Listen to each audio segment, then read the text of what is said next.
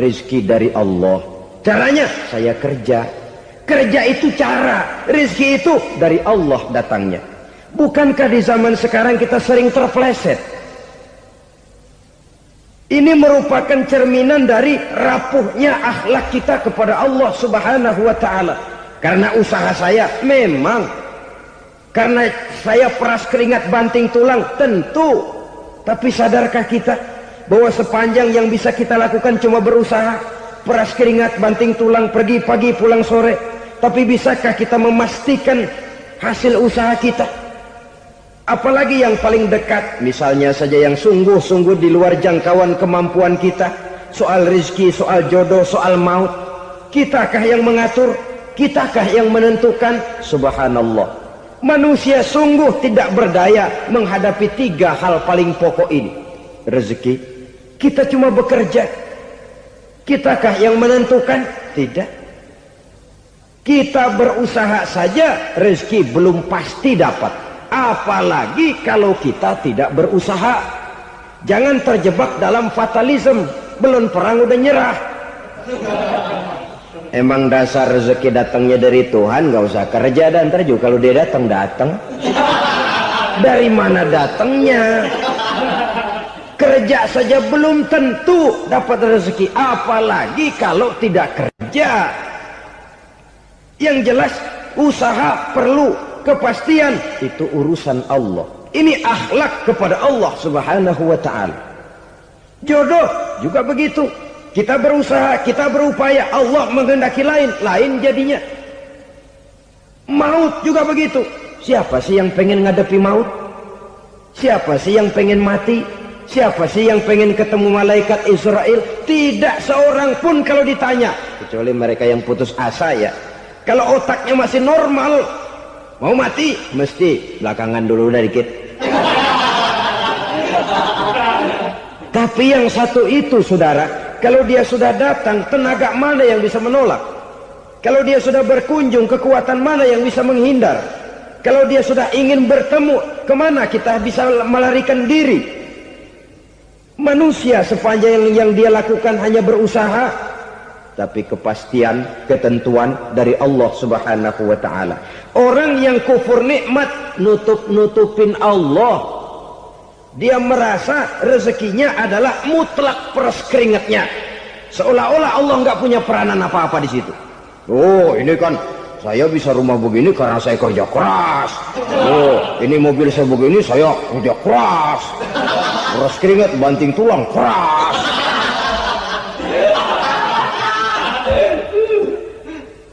Saudara-saudara kaum muslimin rahimahkumullah. Jadi menutupi Allah. Akibatnya nanti kalau dia berhasil, Allah ketutupan. Kalau dia gagal, orang lain dicaci maki, dicari kambing hitam. Yang kambing hitam kan mahal. Karena orang sering cari-cari kambing hitam.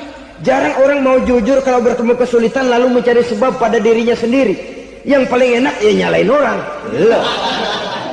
Lo begitu. Orang lain yang paling enak kita salahin. Au ya'malu fi mukhalafatil mun'im, atau dia melakukan sesuatu yang tidak sesuai dengan kehendak yang memberikannya nikmat.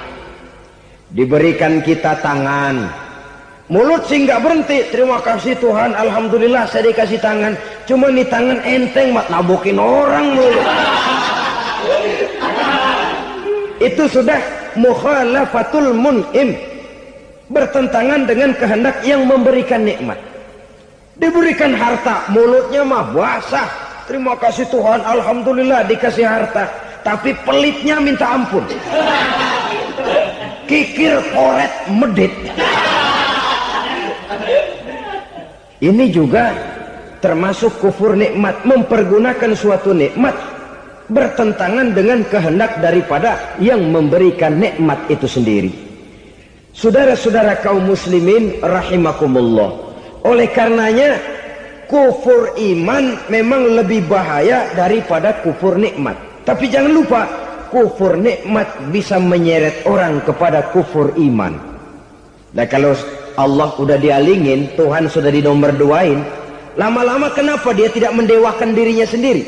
mendewakan pangkatnya, mendewa-dewakan otaknya, mendewa-dewakan kemampuannya.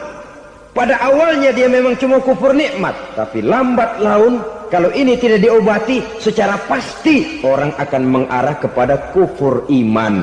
Bisa berbentuk syirik, bisa berbentuk nifak, bisa berbentuk riddah. Saudara-saudara, oleh karena itu menjaga akhlak kepada Allah mutlak penting. Sebab apa? Kita tidak berakhlak kepada manusia saja, kita dikucilkan dari pergaulan. Kalau kita tidak berakhlak kepada Allah, dikucilkan oleh Allah. Hadis qudsi menyatakan, man lam yashkur ala na'ma'i wa lam yasbir ala bala'i falyakhruj min tahtis sama'i falyatlub rabban siwaya. Kata Allah, siapa orang yang tidak mau bersyukur terhadap nikmat yang aku berikan kepadanya dan tidak mau sabar terhadap ujian yang aku berikan kepadanya, falyakhruj min tahtis sama'i, persilakan saja keluar dari kolong langitku, waliyatlub rabban siwaya, tolong cari Tuhan lain selain daripada aku. Murka Allah, diusir, cuman gak kedengeran aja. Siapa yang tidak mau syukur terhadap nikmatku, siapa yang tidak mau sabar terhadap ujian yang aku berikan kepadanya, persilakan keluar dari kolong langitku ini, cari Tuhan lain selain aku. Langit Tuhan yang punya, Tuhan kita lawan, diusir dari kolong langit, mau pindah ke kolong mana?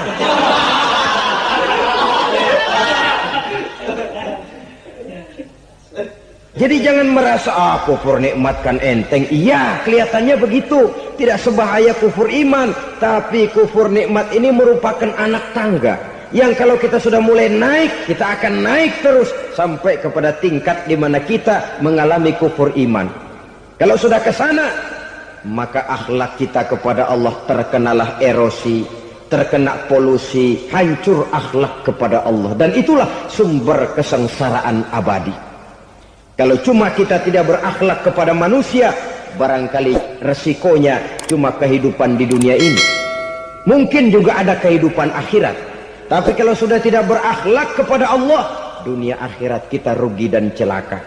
Maka pada kesempatan ini saya mengajak, marilah jaga baik-baik akhlak kita kepada Allah. Satu kali kita bertauhid, sampai mati kita bertauhid. Satu kali la ilaha illallah, jangan tergelincir lagi kita keluar daripada kalimat itu. Satu kali kita bertuhankan Allah, jangan bertuhan yang lain selain daripada Allah. Jangan sekutukan Allah, jangan samakan Allah dengan sesuatu, jangan mengangkat yang lain sama agungnya dengan Allah. Sebab dengan demikian kita seolah-olah sudah mengotori akhlak kita kepada Allah Subhanahu wa ta'ala.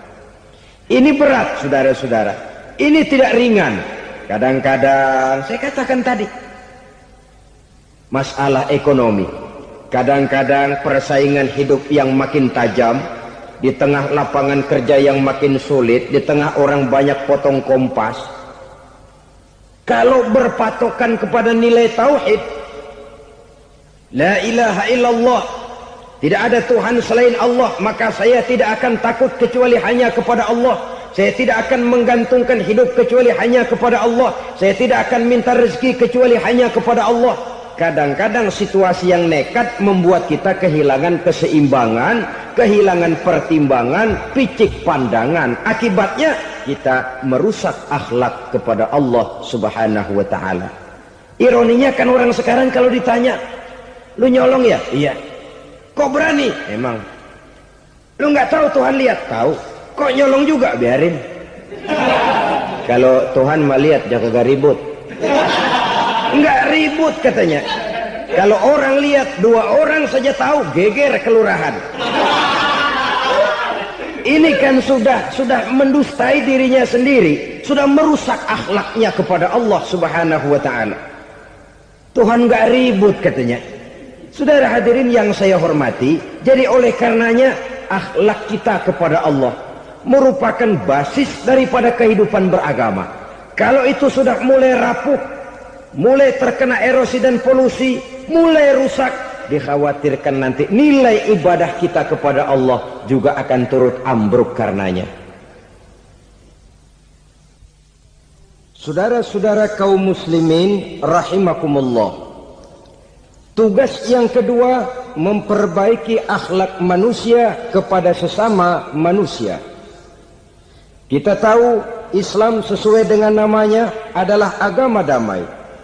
Maka akhlak manusia kepada sesama manusia menempati porsi yang penting dalam kehidupan beragama. Bagaimana seorang muslim bergaul, bertata krama terhadap sesama manusia. Mari kita lihat lebih jauh persoalannya. Untuk memudahkan pembicaraan dari kacamata agama, kita kelompokkan saja manusia itu dalam dua. Pertama yang seiman dan yang kedua yang tidak seiman. Yang tidak seiman itu kita sebut saja kufur atau kafir. Nah, kepada yang kafir pun kita diajarkan untuk berakhlak. Apalagi kepada yang memang nyata-nyata seiman, sekeyakinan, seakidah. Kemanapun Islam datang, ke negara manapun ia masuk, ia tidak menaburkan kerusakan. Jadi tidak benar kalau orang pernah itu menggambarkan, saking sentimennya seorang orientalis pernah menggambarkan Nabi Muhammad di tangan kirinya Quran, di tangan kanannya pedang. Menggambarkan seolah-olah Islam dikembangkan dengan kekerasan. Sebenarnya tidak sama sekali. Kalaupun dalam sejarah perkembangan Islam pernah terjadi perang, maka perang dalam Islam sesungguhnya apabila kita amati sejarahnya bukan untuk memaksakan agama. Karena memang agama tidak bisa dipaksakan. Tetapi justru untuk mempertahankan agama dari segala macam hambatan, rintangan, hinaan dan fitnahan. Tapi kemanapun yang jelas Islam masuk, dia tidak pernah membuat kekacauan, kerusuhan ataupun penghancuran. Candi Prambanan bahkan dipugar, gereja-gereja tidak ada yang dihancurkan oleh umat Islam. Kenapa? Islam agama damai. Soal agama, soal lakum dinukum waliyadin, la ikraha fid din, qad tabayyana ar-rusydu minal ghayy. Tidak ada paksaan dalam beragama, sebab nyata yang benar dengan yang tidak benar. Belum pernah ada orang kafir masuk ke perkampungan orang Islam lalu dikejar-kejar, diteriakin kafir, kafir, sunatin.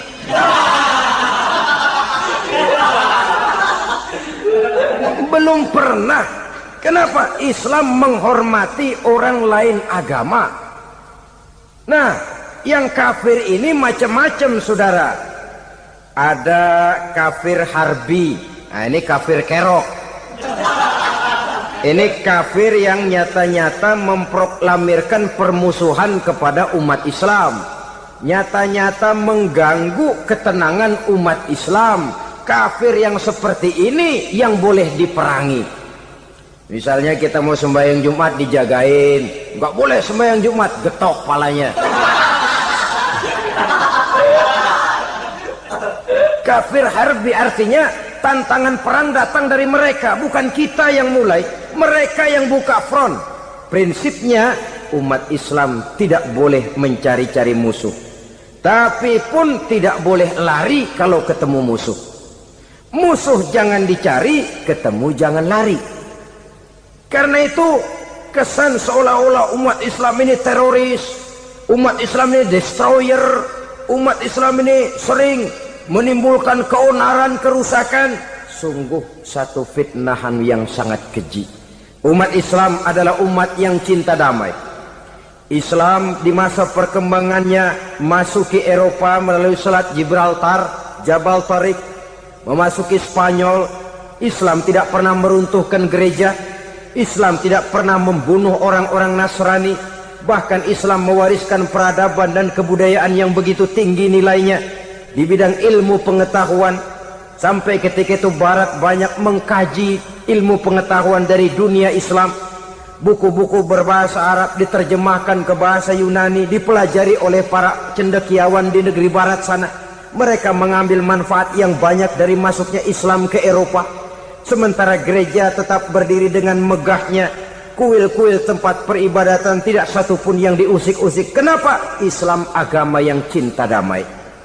Asal dia tidak diganggu, asal kehormatannya tidak dihinakan, Jadi kafir harbi, kafir yang nyata-nyata nantang perang, ngajak berkelahi. Itu kafir yang nyari penyakit. Kafir harbi ini boleh diperangi dengan catatan mereka yang memang mulai. Yang kedua kafir zimmi. Kafir zimmi, kafir yang hidup di tengah mayoritas muslim tapi mereka mau hidup dengan aman, damai, tenang. Mereka wajib dilindungi. Bahkan Nabi pernah memberikan satu jaminan, man aza zimmiyan faqad azani. Siapa yang mengganggu orang kafir zimmi sama saja dengan mengganggu saya. Kehormatannya dijaga, harta bendanya dilindungi, anak istrinya pun dilindungi. Dan ini jadi kenyataan. Saudara bisa lihat di negara-negara yang mayoritas penduduknya beragama Islam, orang-orang kafir di luar Islam hidup dengan tenang, aman, damai.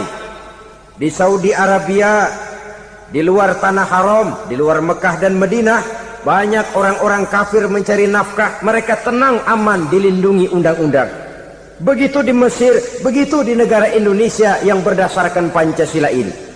Kehidupan beragama menimbulkan gairah, rukun, tenang, aman, damai, sepanjang tidak saling ganggu, tidak saling usik, menghargai orang yang sudah beragama, tidak menjadikan penganut suatu agama sebagai sasaran dari dakwah agama lainnya.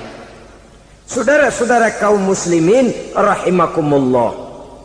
Jadi memang oleh Al-Quran kita dianjurkan asidda 'alal kuffar ruhama bainahum. Tegas kepada orang kafir, kasih sayang kepada sesama muslim. Tapi tegas bukanlah berarti marah-marahan, bukan berarti musuh-musuhan, bukan ngajaki perang. Tegas dalam arti punya garis tentang kehidupan beragama, lakum dinukum waliyadin. Soal kehidupan sosial, mari kerjasama. Bangun jalan, ayo rame-rame. Siskamling, mari bebarengan. Bikin puskesmas, mari sama-sama. Tapi kalau sudah soal agama, itu tidak perlu ada toleransi agama. Yang perlu toleransi antar umat beragama. Kalau umatnya mau kerjasama silakan, tapi tidak menyangkut soal ibadah. Jangan kerjasama di bidang ibadah. Itu kerjasama yang salah pasang, saudara-saudara. Sehingga dengan demikian toleransi adalah menyangkut kehidupan antar umat beragama.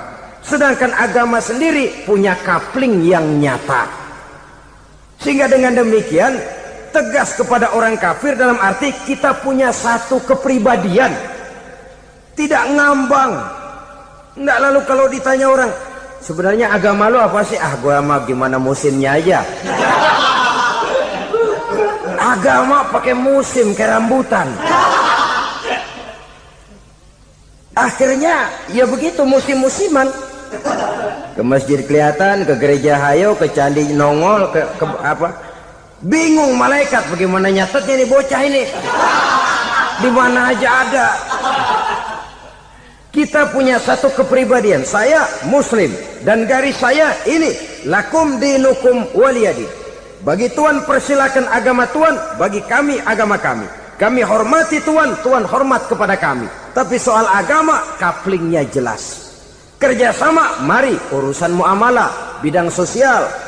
Yuk kita siskamling sama-sama dengan orang lain agama. Mari jaga kerukunan, kesatuan, persatuan, kekompakan. Perbaiki jalan yang rusak, mari sama-sama.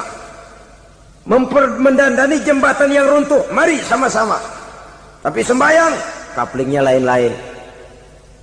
Sebab Nabi juga dulu pernah ditawarkan begitu loh sama kafir jahiliyah dulu, Quraisy itu. Sudah Muhammad, sekarang begini saja, kita join aja daripada marah-marahan. Hari ini saya oke, menyembah Tuhanmu Allah. Besok gantian kamu menyembah Tuhan kita, Latta, Uzza, Manat dan Hubal. Turun, qul ya ayyuhal kafirun la a'budu ma ta'budun. Soal ibadah kaplingnya jelas, tidak boleh dicampur adukkan. Sebab kalau tidak, kita akan mulai kehilangan identitas diri.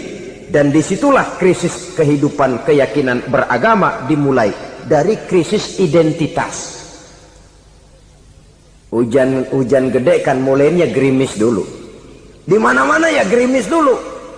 Gerimis makin lama makin gede, kita akan mulai dengan kehilangan identitas diri. Dari sana nanti kita malu mengakui keislaman kita. Kalau orang Islam malu mengakui keislamannya, ini kan ironi, menyedihkan. Ngakui Islamnya saja malu, menonjolkan keislamannya malu, tidak ada rasa bangga beragama. Padahal ini modal dasar. Hanyalah dengan rasa bangga beragama kita lalu konsekuen. Bangga yang tidak konsekuen, wah pokoknya kan gua kan Islam, agama yang paling benar, tapi hidupnya sendiri jauh dari tuntunan Islam, itu bangga yang tidak beralasan. Maka di zaman sekarang akhlak kita kepada Allah sering kena erosi, sering kena polusi. Mungkin karena sulitnya lapangan kerja, tingginya tensi ekonomi, persaingan hidup yang makin tajam, sulitnya mencari lapangan kerja, orang kadang-kadang nekat, sedikit pertimbangan, picik pandangan, mudah melakukan potong kompas, sehingga terjadilah perbuatan-perbuatan yang memelencengkan akhlak kita kepada Allah Subhanahu wa ta'ala. Kadang-kadang terjebak mempercayai selain daripada Allah, kadang-kadang terjebak di dalam mengagungkan yang selain daripada Allah lebih dari yang seharusnya. Terkenalah akhlak kita kepada Allah jaringan-jaringan erosi dan polusi. Kufur sebagai lawanan daripada tauhid merupakan sifat daripada orang yang tidak berakhlak kepada Allah. Bentuknya pertama bisa syirik. Syirik itu artinya meyakini ada Tuhan lain selain daripada Allah. Itu yang namanya syirik. Jadi percaya Tuhan ada, cuman Tuhannya kelebihan. Itu yang disebut syirik, dan itu merupakan cerminan dari akhlak yang rusak kepada Allah Subhanahu wa ta'ala. Berkeyakinan Tuhan lebih dari satu, berkeyakinan bahwa Tuhan itu beranak atau diperanakkan, atau mengagungkan sesuatu sama dengan Allah, atau menjadikan yang selain Allah sebagai tujuan akhir daripada perjalanan kehidupan ini, maka itu sudah terjebak kita dalam musyrik. Dan syirik satu dosa yang tidak berampun. Bahasa kasarnya, yang namanya syirik itu jenis bapak moyangnya dosa. Saudara-saudara, sebab itu saya pesan, kalau memang terpaksa, biasanya yang tinggal di kota-kota besar itu kalau tidak kepengen dosa kan susah. Kalau terpaksa harus bikin dosa, cari yang kecil-kecil saja, yang kira-kira taubatnya gampang. Umpamanya pulang sholat Jumat nukar sendal, umpama, yaitu jelas dosa. Tapi dosa yang taubatnya agak mudah. Jangan sampai terjebak ke dalam syirik, menyekutukan Allah. Kalau sudah menyekutukan Allah, Allah dimadu, murka benar Allah kepada kita. Innallaha la yaghfiru ayyushraka bih wa yaghfiru ma duna dzalika liman yasha. Allah tidak akan memberi ampun kepada orang yang menyekutukannya dengan sesuatu, tapi Allah mau mengampunkan dosa yang selain itu bagi orang yang dikehendakinya.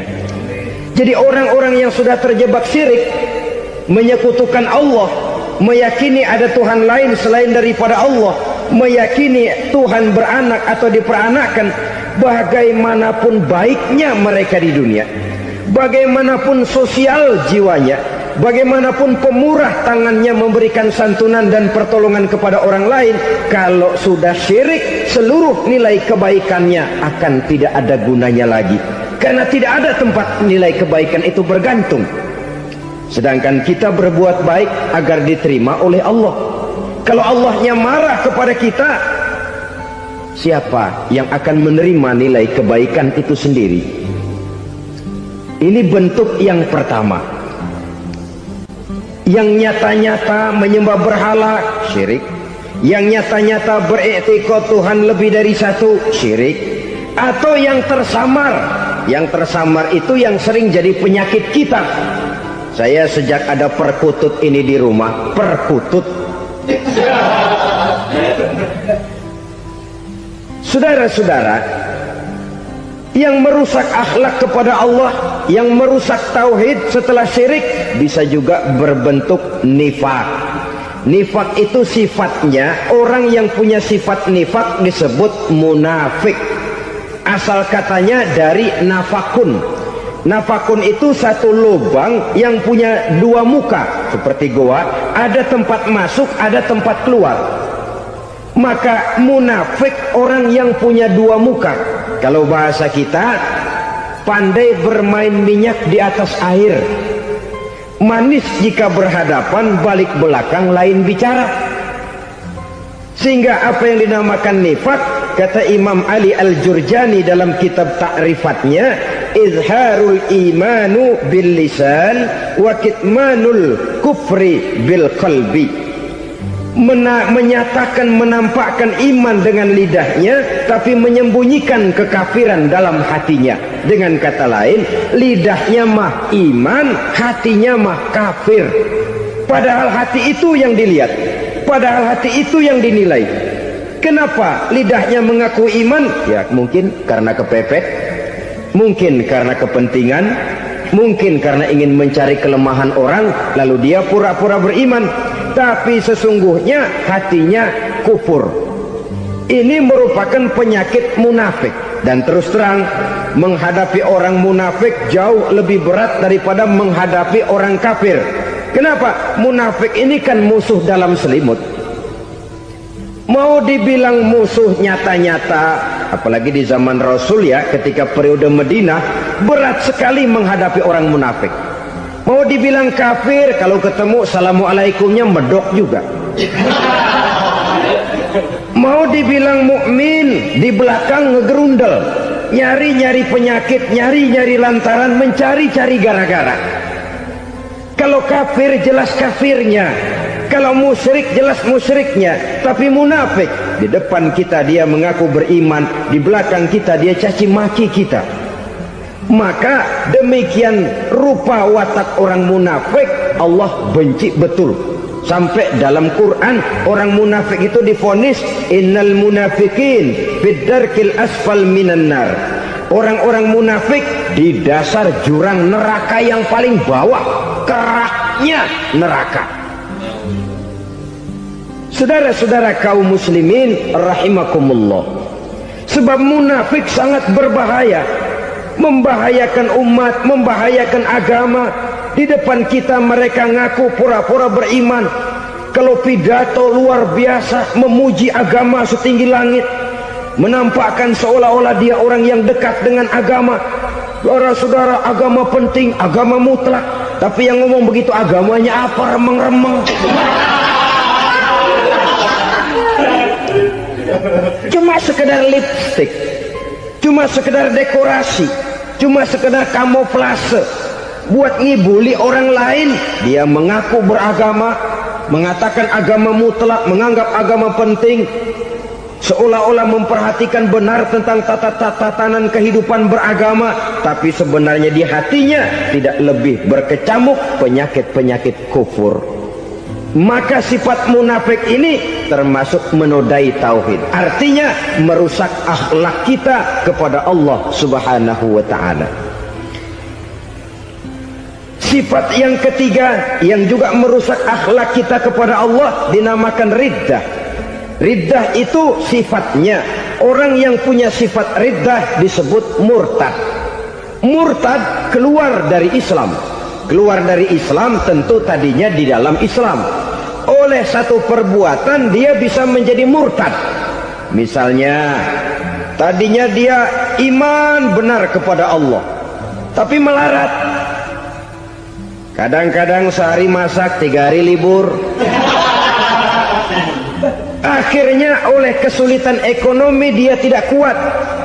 Ada yang menawarkan kebaikan, dibawain supermi, dibawain obat-obatan, diberikan beras. Goyah imannya, keluar dia dari Islam, ikut agama orang yang memberikan pertolongan kepadanya. memilih kesenangan sebentar dengan mengorbankan kebahagiaan yang kekal, maka orang semacam itu riddah sifatnya, murtad orangnya, keluar dari Islam. Dan yang menyebabkan kita murtad bukan cuma orang nyata-nyata memproklamirkan diri keluar dari Islam tapi lalu mengikuti agama orang lain, bukan cuma itu. Mengakui ada Rasul lagi sesudah Nabi Muhammad bisa menyebabkan kita murtad. Mengingkari nikmat Allah bisa menyebabkan kita murtad. Meyakini semua agama benar bisa menyebabkan orang menjadi murtad. Meragukan kesempurnaan dan kelengkapan Al-Quran bisa menyebabkan orang jadi murtad. Mengingkari sunnah bisa menyebabkan orang menjadi murtad. Banyak hal-hal yang bisa mendatangkan penyakit riddah dan membuat pelakunya menjadi murtad. Dan ini menodai akhlak kita kepada Allah Subhanahu wa ta'ala. Itu tadi kufur iman, saudara-saudara. Nyata-nyata mengingkari Allah, baik dalam bentuk syirik, nifak ataupun riddah. Kufur yang kedua dinamakan kufur nikmat. Apa itu kufur nikmat? Sitru nikmatil mun'im au ya'malu fi mukhalafatil mun'im. Menutup-nutup nikmat Allah atau melakukan perbuatan yang menentang, bertentangan dengan kehendak yang memberikan nikmat. Jadi kufur nikmat pertama, nutup-nutupin Tuhan. Tuhan jalingin. Duit lu banyak amat, dari mana? Gua kerja. Lalu kerjanya nomor satu. Orang yang berakhlak kepada Allah, dia akan menjawab, kamu uangnya kok banyak, dari mana? Rizki dari Allah. Caranya, saya kerja. Kerja itu cara, rizki itu dari Allah datangnya. Bukankah di zaman sekarang kita sering terpeleset? Ini merupakan cerminan dari rapuhnya akhlak kita kepada Allah Subhanahu wa ta'ala. Karena usaha saya memang, karena saya peras keringat banting tulang, tentu. Tapi sadarkah kita bahwa sepanjang yang bisa kita lakukan cuma berusaha, peras keringat banting tulang? Soal rizki, soal jodoh, soal maut, kitakah yang mengatur? Kitakah yang menentukan? Subhanallah, manusia sungguh tidak berdaya menghadapi tiga hal paling pokok ini. Rezeki, kita cuma bekerja. Kitakah yang menentukan? Tidak. Kita berusaha saja rezeki belum pasti dapat, apalagi kalau kita tidak berusaha. Jangan terjebak dalam fatalisme, belum perang udah nyerah. Emang dasar rezeki datangnya dari Tuhan, gak usah kerja, dan ntar juga kalau dia datang. Dari mana datangnya? Kerja saja belum tentu dapat rezeki, apalagi kalau tidak kerja. Yang jelas usaha perlu kepastian, itu urusan Allah. Ini akhlak kepada Allah Subhanahu wa ta'ala. Jodoh juga begitu. Kita berusaha, kita berupaya, Allah menghendaki lain jadinya. Maut juga begitu. Siapa sih yang pengen ngadepi maut? Siapa sih yang pengen mati? Siapa sih yang pengen ketemu malaikat Israel? Tidak seorang pun kalau ditanya, kecuali mereka yang putus asa ya. Kalau otaknya masih normal, mau mati mesti belakangan dulu dikit. Tapi yang satu itu, saudara, kalau dia sudah datang, tenaga mana yang bisa menolak? Kalau dia sudah berkunjung, kekuatan mana yang bisa menghindar? Kalau dia sudah ingin bertemu, kemana kita bisa melarikan diri? Manusia sepanjang yang dia lakukan hanya berusaha, tapi kepastian, ketentuan dari Allah Subhanahu wa ta'ala. Orang yang kufur nikmat, nutup-nutupin Allah.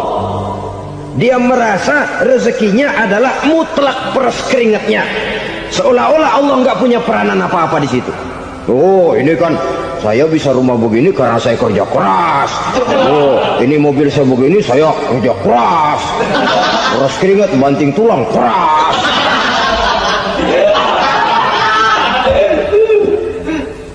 Saudara-saudara kaum muslimin rahimahkumullah, jadi menutup-nutupi Allah Akibatnya nanti kalau dia berhasil, Allah ketutupan.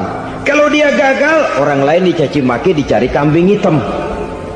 Yang kambing hitam kan mahal, karena orang sering cari-cari kambing hitam. Jarang orang mau jujur kalau bertemu kesulitan lalu mencari sebab pada dirinya sendiri. Yang paling enak ya nyalain orang. Lo begitu. Orang lain yang paling enak kita salahin. Au ya'malu fi mukhalafatil mun'im, atau dia melakukan sesuatu yang tidak sesuai dengan kehendak yang memberikannya nikmat. Diberikan kita tangan, mulut sih nggak berhenti, terima kasih Tuhan, alhamdulillah saya dikasih tangan. Cuma nih tangan enteng mat nabokin orang mulu. Itu sudah mukhalafatul mun'im, bertentangan dengan kehendak yang memberikan nikmat. Diberikan harta, mulutnya mah basah, terima kasih Tuhan, alhamdulillah dikasih harta, tapi pelitnya minta ampun, kikir koret medit. Ini juga termasuk kufur nikmat, mempergunakan suatu nikmat bertentangan dengan kehendak daripada yang memberikan nikmat itu sendiri. Saudara-saudara kaum muslimin rahimakumullah, oleh karenanya kufur iman memang lebih bahaya daripada kufur nikmat. Tapi jangan lupa, kufur nikmat bisa menyeret orang kepada kufur iman.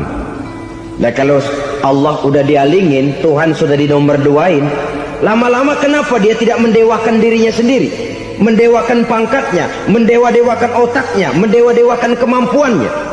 Pada awalnya dia memang cuma kufur nikmat, tapi lambat laun kalau ini tidak diobati secara pasti orang akan mengarah kepada kufur iman.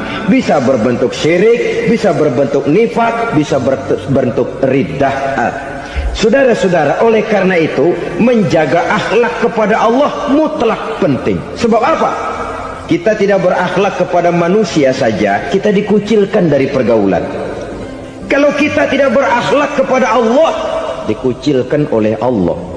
Hadis qudsi menyatakan, man lam yashkur ala na'mai wa lam yasbir ala balai falyakhruj min tahtis samai falyatlub rabban siwaya.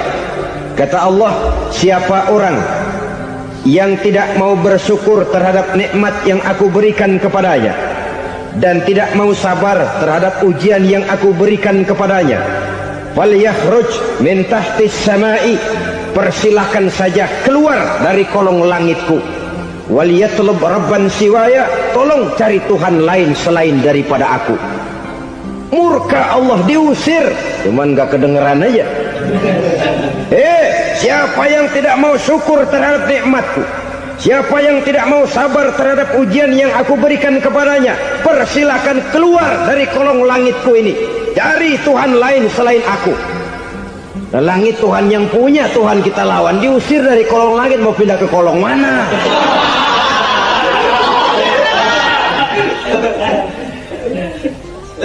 Jadi jangan merasa kufur nikmat kan enteng. Iya, kelihatannya begitu, tidak sebahaya kufur iman.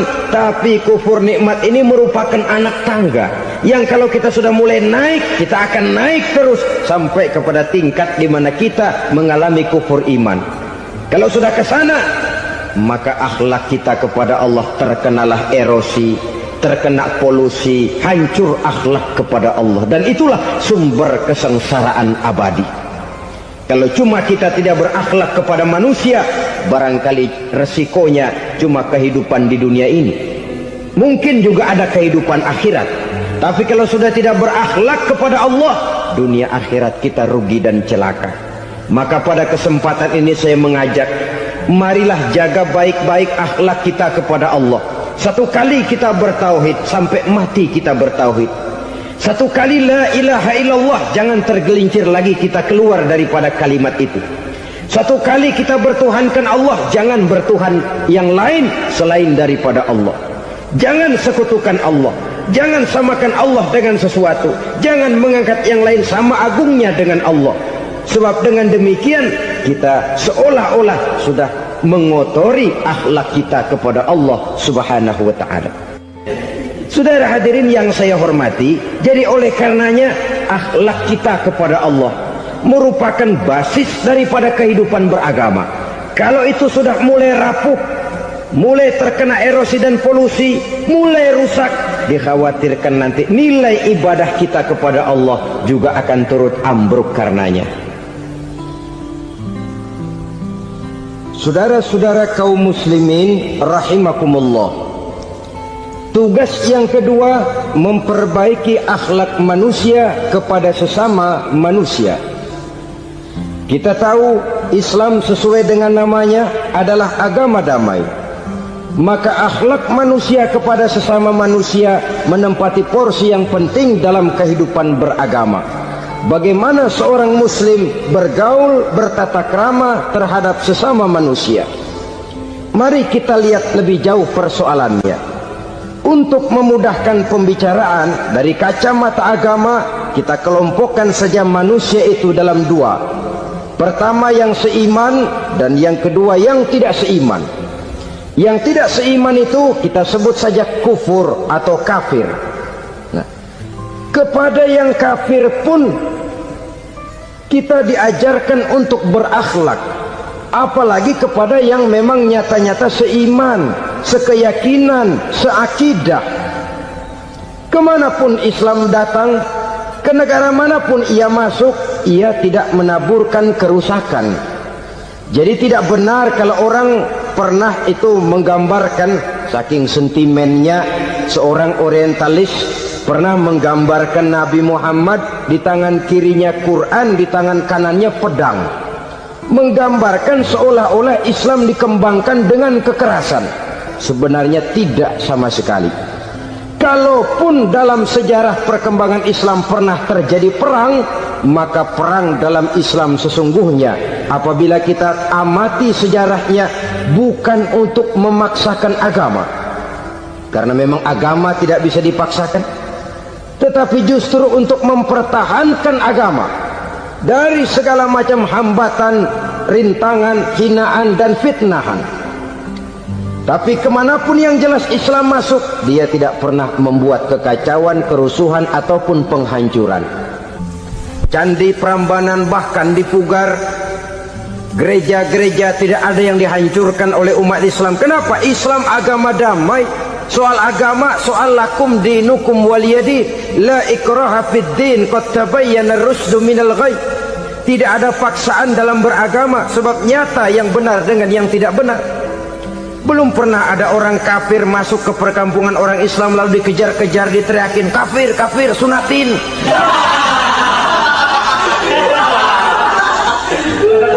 Belum pernah. Kenapa? Islam menghormati orang lain agama. Nah, yang kafir ini macam-macam, saudara. Ada kafir harbi. Nah, ini kafir kerok. Ini kafir yang nyata-nyata memproklamirkan permusuhan kepada umat Islam, nyata-nyata mengganggu ketenangan umat Islam. Kafir yang seperti ini yang boleh diperangi. Misalnya kita mau sembahyang Jumat dijagain, nggak boleh sembahyang Jumat, getok palanya. Kafir harbi artinya tantangan perang datang dari mereka, bukan kita yang mulai, mereka yang buka front. Prinsipnya umat Islam tidak boleh mencari-cari musuh, tapi pun tidak boleh lari kalau ketemu musuh. Musuh jangan dicari, ketemu jangan lari. Karena itu kesan seolah-olah umat Islam ini teroris, umat Islam ini destroyer, umat Islam ini sering menimbulkan keonaran, kerusakan. Sungguh satu fitnahan yang sangat keji. Umat Islam adalah umat yang cinta damai. Islam di masa perkembangannya masuki Eropa melalui Selat Gibraltar, Jabal Tariq, memasuki Spanyol. Islam tidak pernah meruntuhkan gereja, Islam tidak pernah membunuh orang-orang Nasrani. Bahkan Islam mewariskan peradaban dan kebudayaan yang begitu tinggi nilainya di bidang ilmu pengetahuan, sampai ketika itu Barat banyak mengkaji ilmu pengetahuan dari dunia Islam. buku-buku berbahasa Arab diterjemahkan ke bahasa Yunani, dipelajari oleh para cendekiawan di negeri barat sana. Mereka mengambil manfaat yang banyak dari masuknya Islam ke Eropa. Sementara gereja tetap berdiri dengan megahnya. Kuil-kuil tempat peribadatan tidak satupun yang diusik-usik. Kenapa? Islam agama yang cinta damai. Asal dia tidak diganggu, asal kehormatannya tidak dihinakan. Jadi kafir harbi, kafir yang nyata-nyata nantang perang, ngajak berkelahi, itu kafir yang nyari penyakit. Kafir harbi ini boleh diperangi dengan catatan mereka yang memang mulai. Yang kedua, kafir zimmi. Kafir zimmi, kafir yang hidup di tengah mayoritas muslim, tapi mereka mau hidup dengan aman, damai, tenang. Mereka wajib dilindungi. Bahkan Nabi pernah memberikan satu jaminan, man azza zimmiyan faqad azani. Siapa yang mengganggu orang kafir zimmi sama saja dengan mengganggu saya. Kehormatannya dijaga, harta bendanya dilindungi, anak istrinya pun dilindungi. Dan ini jadi kenyataan. Saudara bisa lihat di negara-negara yang mayoritas penduduknya beragama Islam, orang-orang kafir di luar Islam hidup dengan tenang, aman, damai. Di Saudi Arabia, di luar tanah haram, di luar Mekah dan Madinah, banyak orang-orang kafir mencari nafkah. Mereka tenang, aman, dilindungi undang-undang. Begitu di Mesir, begitu di negara Indonesia yang berdasarkan Pancasila ini. Kehidupan beragama menimbulkan gairah, rukun, tenang, aman, damai, sepanjang tidak saling ganggu, tidak saling usik, menghargai orang yang sudah beragama, tidak menjadikan penganut suatu agama sebagai sasaran dari dakwah agama lainnya. Saudara-saudara kaum muslimin rahimakumullah. Jadi memang oleh Al-Quran kita dianjurkan asyidda 'alal kuffar ruhama bainahum. Tegas kepada orang kafir, kasih sayang kepada sesama muslim. Tapi tegas bukanlah berarti marah-marahan, bukan berarti musuh-musuhan, bukan ngajaki perang. Tegas dalam arti punya garis tentang kehidupan beragama, lakum dinukum waliyadin. Soal kehidupan sosial, mari kerjasama. Bangun jalan, ayo rame-rame. Siskamling, mari bebarengan. Bikin puskesmas, mari sama-sama. Tapi kalau sudah soal agama, itu tidak perlu ada toleransi agama. Yang perlu toleransi antar umat beragama.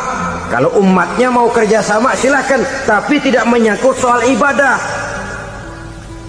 Jangan kerjasama di bidang ibadah. Itu kerjasama yang salah pasang, saudara-saudara. Sehingga dengan demikian toleransi adalah menyangkut kehidupan antar umat beragama. Sedangkan agama sendiri punya kapling yang nyata. Sehingga dengan demikian tegas kepada orang kafir dalam arti kita punya satu kepribadian, tidak ngambang. Enggak, lalu kalau ditanya orang, sebenarnya agama lu apa sih? Gua mah gimana musimnya aja. Agama pakai musim kayak rambutan.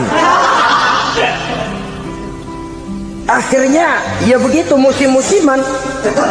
Ke masjid kelihatan, ke gereja hayo, ke candi nongol, ke apa? Bingung malaikat bagaimana nyatetnya nih bocah ini. Di mana aja ada. Kita punya satu kepribadian. Saya muslim dan garis saya ini, lakum dinukum waliyadin. Bagi Tuhan persilakan agama Tuhan, bagi kami agama kami. Kami hormati Tuhan, Tuhan hormat kepada kami. Tapi soal agama, kaplingnya jelas. Kerjasama, mari urusan muamalah, bidang sosial. Yuk kita siskamling sama-sama dengan orang lain agama. Mari jaga kerukunan, kesatuan, persatuan, kekompakan. Perbaiki jalan yang rusak, mari sama-sama. Mendandani jembatan yang runtuh, mari sama-sama. Tapi sembahyang, kaplingnya lain-lain.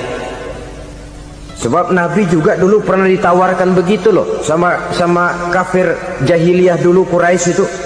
Sudah Muhammad, sekarang begini saja, kita join aja daripada marah-marahan. Hari ini saya oke, menyembah Tuhanmu Allah. Besok gantian kamu menyembah Tuhan kita, Latta, Uzza, Manat dan Hubal. turun, qul ya ayyuhal kafirun la a'budu ma ta'budun. Soal ibadah kaplingnya jelas, tidak boleh dicampur adukkan. Sebab kalau tidak, kita akan mulai kehilangan identitas diri, dan disitulah krisis kehidupan keyakinan beragama dimulai dari krisis identitas. Hujan gede kan mulainya gerimis dulu. Di mana-mana ya gerimis dulu. Gerimis makin lama makin gede. Kita akan mulai dengan kehilangan identitas diri. Dari sana nanti kita malu mengakui keislaman kita. Kalau orang Islam malu mengakui keislamannya, ini kan ironi, menyedihkan. Ngakui Islamnya saja malu, menonjolkan keislamannya malu. Tidak ada rasa bangga beragama. Padahal ini modal dasar. Hanyalah dengan rasa bangga beragama kita lalu konsekuen. Bangga yang tidak konsekuen, wah pokoknya kan gua kan Islam, agama yang paling benar. Tapi hidupnya sendiri jauh dari tuntunan Islam. Itu bangga yang tidak beralasan, bangga yang tidak perlu dibanggakan sebenarnya. Kebanggaan yang membuat kita konsekuen dan dekat dengan kehidupan beragama. Jadi dengan demikian saudara-saudara, kepada non-muslim kita juga harus berakhlak. Bukankah ini sudah dicontohkan oleh Rasul? Bagaimana beliau disambiti orang di Taif, yang menyambiti malah didoakan. Bagaimana Suraqah mau membunuh beliau, malah Suraqah didoakan. Bagaimana Abu Jahal dan Abu Lahab saking mangkalnya. Ini Abu Jahal pernah gali lubang di kamarnya sendiri, di depan tempat tidurnya. Setelah dia gali lubang, ditutupin pakai keraras korma. Lalu dia tarik selimut, belagak meriang. Dia pesan pesuruhnya, bilangin Muhammad encangnya meriang. Pamannya sakit, minta ditengokin. Nabi dengan segala husnuzonnya berangkat nengokin. Abu Jahal dari balik selimut ngintip. Itu dia Muhammad, itu dia tuh. Dia tuh masuk Dani, masuk. Mulai dia jalan, senang Abu Jahal. Terus begitu ke pelosok, masuk ke lubang, gue pendem terus dah. Emang niatnya mau mencelakakan Nabi. Sudah tinggal beberapa langkah lagi Nabi akan berjalan ke arah lubang itu. Malaikat Jibril ngasih tahu, Muhammad, Abu Jahal pamanmu cuma pura-pura sakit. Di depan tempat tidur itu ada lubang sudah dia gali untuk menjerumuskan kamu. Sudah balik pulang. Balik badan Nabi. Sudah hampir mau melangkah, kakinya malah muter pulang. Abu Jahal yang lihat Nabi sudah hampir jatuh nggak jadi, balik pulang. Lupa kalau lagi sakit. Udah Muhammad buruan sini. Ke pintu dia kejar. Dia lupa sama lubang yang dia gali. Begitu dia kejar, dia yang ke pelosok masuk ke dalamnya. Sejak saat itu ada pepatah, man hafara hufratan waqa'a fiha. Siapa yang suka nggali lubang, dia sendiri bakal terpelosok ke dalamnya. Jatuh dia ke lubang yang dia gali. Padahal ya paling banter 2 atau 3 meter paling dalam. Dari dalam lubang itu dia teriak-teriak, Muhammad, tolongin, pamanmu kecebur. Kasih tahu Muhammad, kasih tahu. Datang lagi lah pesuruhnya, Muhammad, pamanmu Abu Jahal kecebur, minta tolong diangkatin. Sudah diulur tambang, habis sambung lagi, nggak bisa sampai. Masa iya cuma kamu yang bisa nolong? Apa yang dilakukan Nabi? Balik mau nolongin. Akhlak. Kita kalau ada orang gali lubang buat nyeburin kita, dia sendiri yang kecebur. Gorok gua kagak lemin loh. Mati sekalian dah. Nabi mah enggak, balik nolongin tuh Abu Jahal. Kenapa paman kecebur? Iya Muhammad, tolong, tambang udah diulur-ulur, sambung-sambung nggak sampai. Aduh kasihan paman, nih pegang tangan saya. Nabi cuma ulurin tangan, nyampe dipegang oleh Abu Jahal. Diangkat ke atas. Nyampe atas, apa kata Abu Jahal?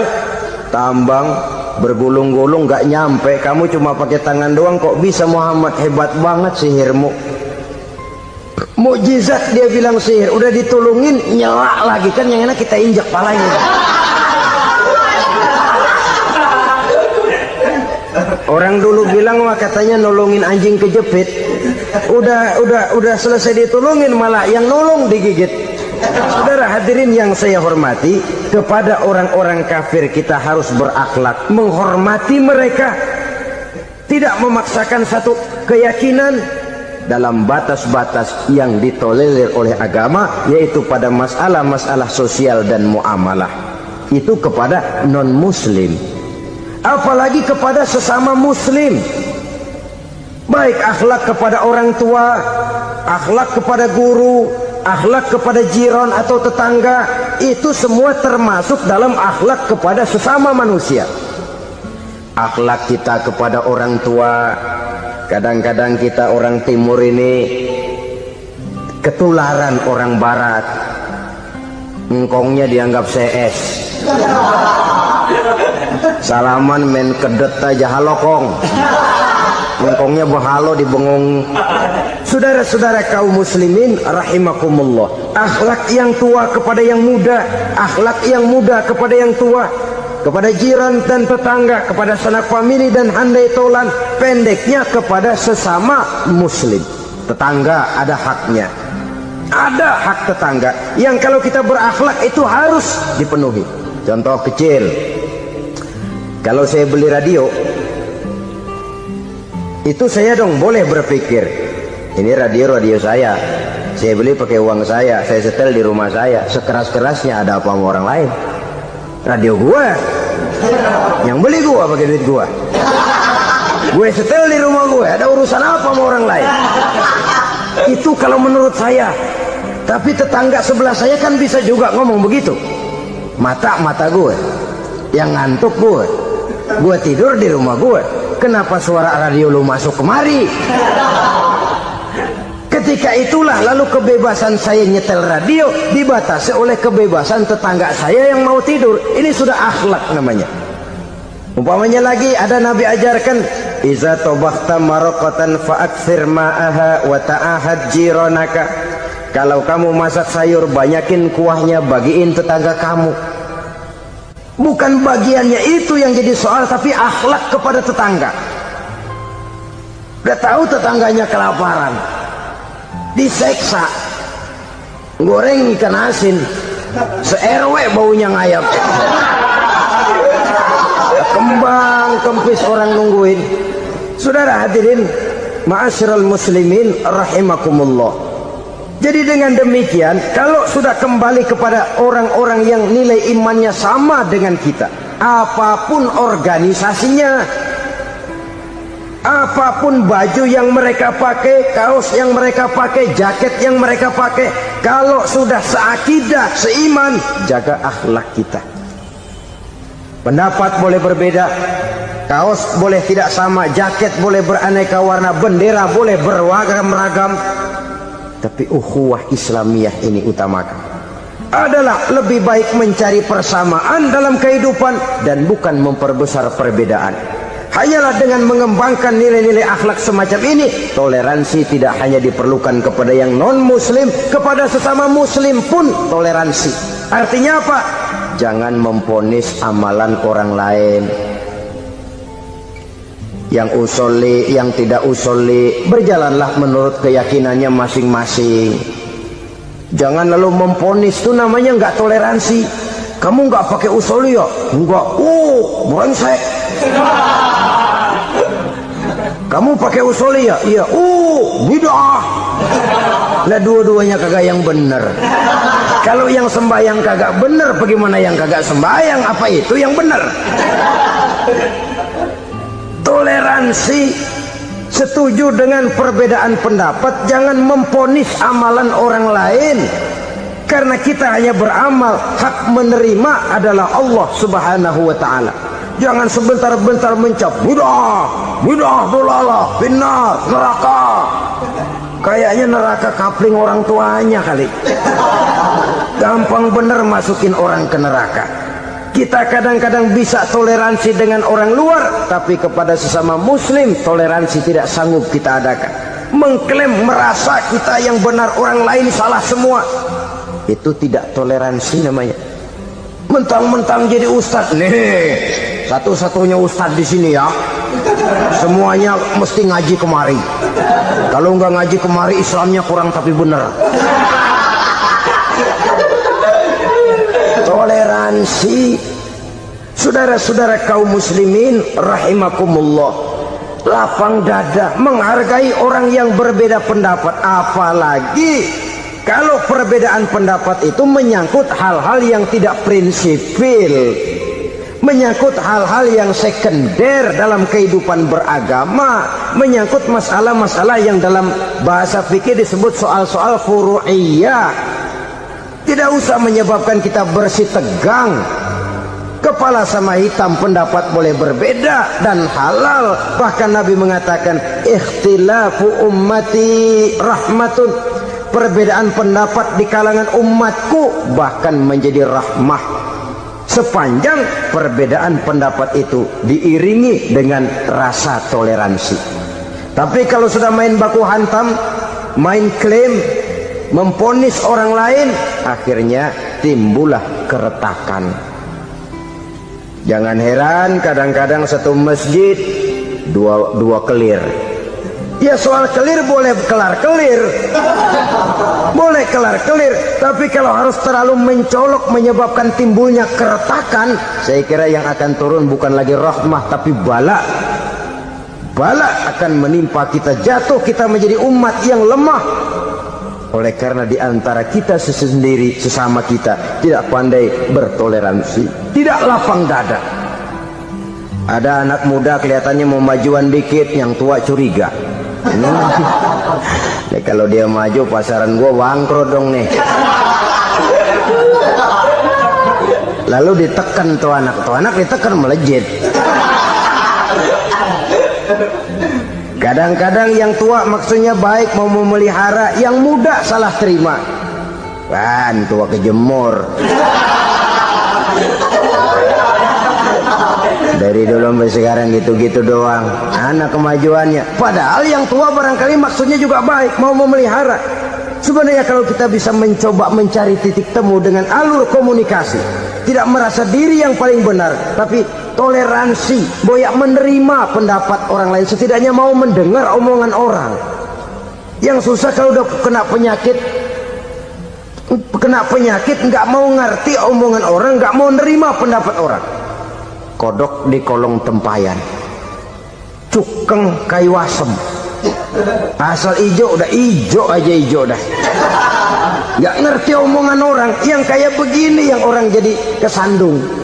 Oleh karena itu saudara-saudara, alangkah nikmatnya kehidupan ini apabila kita menyadari kita ini ummatan wahidah, satu umat yang satu, yang diikat dengan akidah. Kalau kepada yang non muslim saja kita diajarkan untuk berakhlak, apatah lagi kepada yang seiman, seakidah, sekeyakinan. Wajarkah perbedaan pendapat yang kecil-kecil lalu menyebabkan kita bertolak belakang, cerai-berai, centang perenang?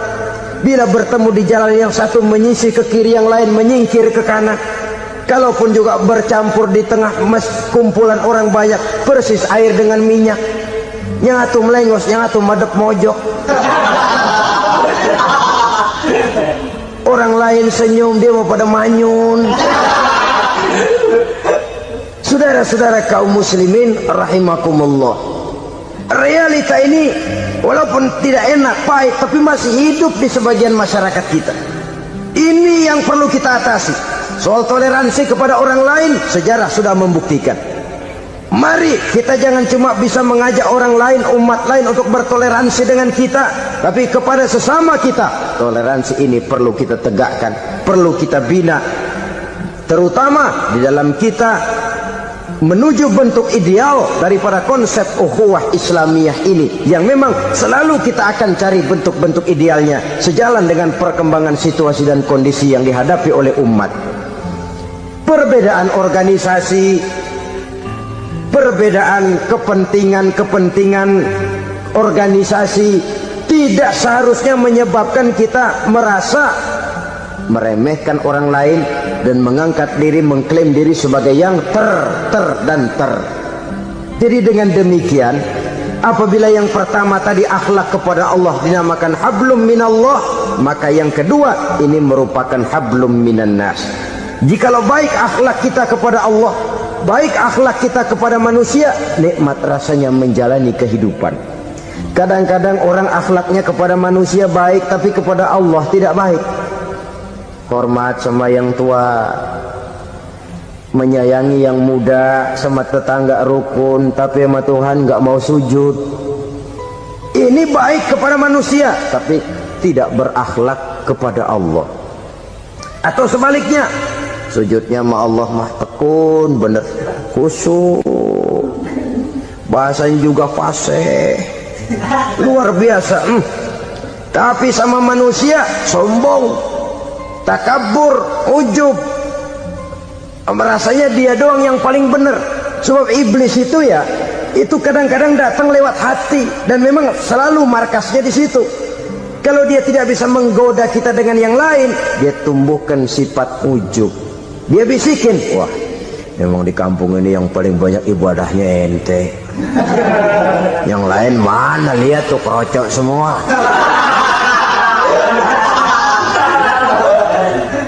Lalu di hati orang itu tertanam sifat iya ya. Nah, tatkala iya ya, dia sudah terkena serangan iblis. Akhirnya apa? Orang lain diremehin.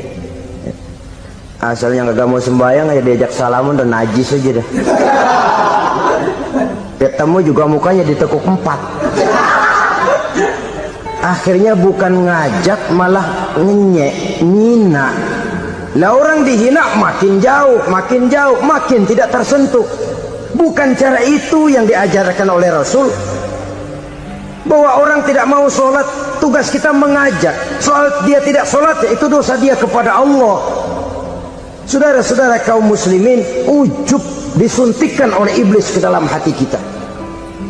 Sujudnya kepada Allah benar, tapi akhlaknya kepada sesama manusia merasa paling benar sendirian, merasa orang lain salah semua.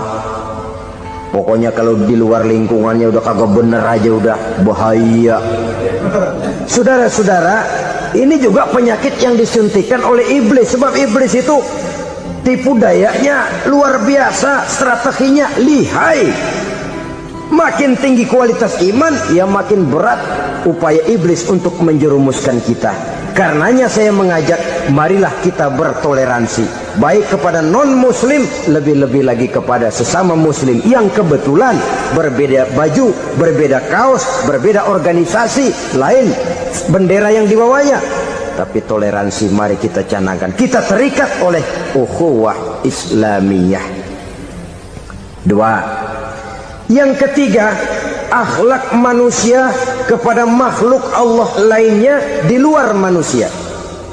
Saudara-saudara, dengan berakhlak kepada Allah, berakhlak kepada sesama manusia, berakhlak kepada makhluk Allah di luar manusia, baik flora maupun fauna, maka mudah-mudahan akan terciptalah satu ekosistem, satu lingkungan hidup yang membuat kita nikmat menjalani kehidupan ini.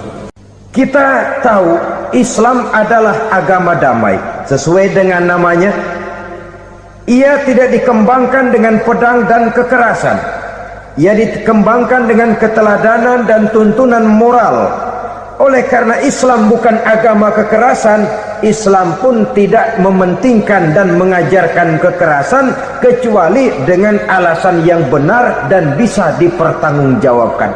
Membunuh dengan sengaja, menghilangkan nyawa orang lain tanpa alasan yang bisa dibenarkan adalah merupakan dosa besar dan satu di antara 7 perkara yang bisa mendatangkan kerusakan dalam kehidupan dan yang hendaknya harus kita jauhi.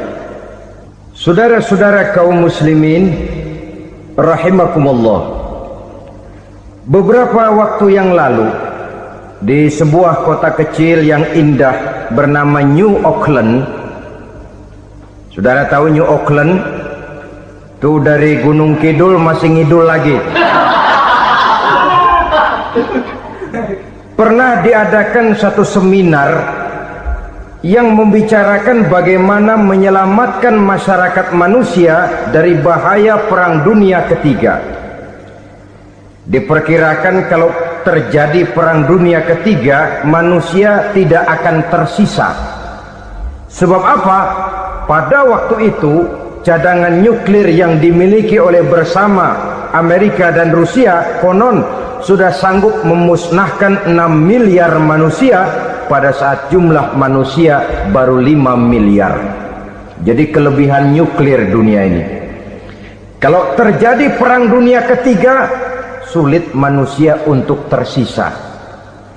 Maka dibahaslah di dalam seminar itu, supaya tidak terjadi perang dunia ketiga, maka perlombaan membuat senjata-senjata canggih, alat-alat pembunuh modern harus segera dibatasi. Dibahas, tidak mungkin kita membatasi perlombaan membuat senjata. Kenapa? Makin maju ilmu dan teknologi, makin canggih senjata yang ditemukan. Atom sudah meningkat menjadi nuklir, nuklir sudah meningkat menjadi neutron, dan kita tahu bom yang bernama neutron ini bom yang cukup membunuh tanpa perlu merusak. Artinya kalau dia diledakkan di kota kita ini, bangunan utuh, jembatan tidak ambruk, rumah-rumah tetap berdiri, tapi semua yang bernama hidup mati. Itu katanya lebih sopan dari bom atom. Sebab kalau si atom ini sudah membunuh, merusak pula. Neutron cukup membunuh saja tanpa perlu merusak. Jadi majunya senjata-senjata teknologi sebagai akibat yang logis dari kemajuan ilmu pengetahuan ini tidak bisa kita batasi. Dan memang sebenarnya yang bahaya bukan senjatanya, tapi manusia yang mengendalikan senjata itu.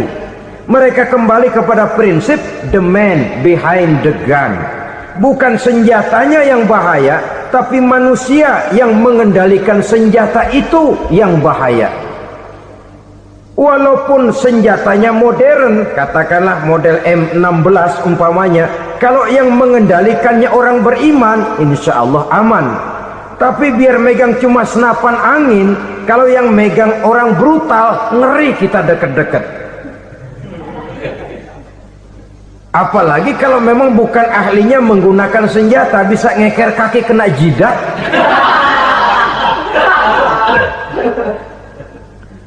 Mereka kembali kepada prinsip lama yang tetap baru. Bukan senjatanya yang harus dibatasi, manusia yang mengendalikan senjata itu yang perlu dibicarakan. Nah, kalau begitu, agar manusia tidak mempergunakan senjata sewenang-wenang, apa yang harus kita lakukan? Ya, manusianya harus bermoral. Ya, tapi moral yang mana? Di dunia ini banyak ajaran tentang moral. Itu pun mudah saja. Di sini kan kita undang saja ahli dari berbagai agama untuk membicarakan konsep perdamaian menurut agamanya masing-masing. Baik, setuju itu? Setuju. Maka tampillah para ahli agama, mereka kembali kepada prinsip moral daripada konsep yang terkandung di dalam ajaran agama untuk menegakkan perdamaian. Mula-mula naiklah ahli dari agama Hindu, dibacakan konsep perdamaian menurut ajaran agama Hindu, bahwa untuk damai manusia harus meninggalkan nafsu keduniaannya, menempuh samsara dan sebagainya untuk mencapai nirwana, menjauhi kemegahan dan kemewahan dunia. Ini lalu dibahas, rasanya juga tidak mungkin ini. Kemudian dari agama Nasrani, bahwa untuk damai manusia harus menciptakan sifat kasih sayang. Kalau ditampar pipi kiri, berikan pipi yang kanan. Kalau diberikan selendang, berikan baju. Nanti orang kasihan, lalu dia tidak akan nampar lagi. Ketika ini dibahas, ternyata rasanya pun tidak mungkin bisa diterima. Karena apa? Di zaman sekarang orang ditampar pipi kiri, dikasih pipi kanan. Bukan kasihan, gemes. Damai belum tentu, bonyok udah jelas. Lalu ketika dibacakan konsep perdamaian menurut Quran, di mana disampaikan ayat wa jazaa'u sayyi'atin sayyi'atun misluha faman afa wa aslaha fa ajruhu 'ala Allah. Balasan terhadap satu kejahatan adalah kejahatan yang seimbang. Tetapi barang siapa yang memberi maaf dan mencari jalan damai, itulah yang terbaik dan akan mendapat pahala dari Allah Subhanahu wa ta'ala. Kamu tidak salah ditampar pipi kirimu, tampar lagi pipi kirinya sekeras dia menampar pipi kirimu.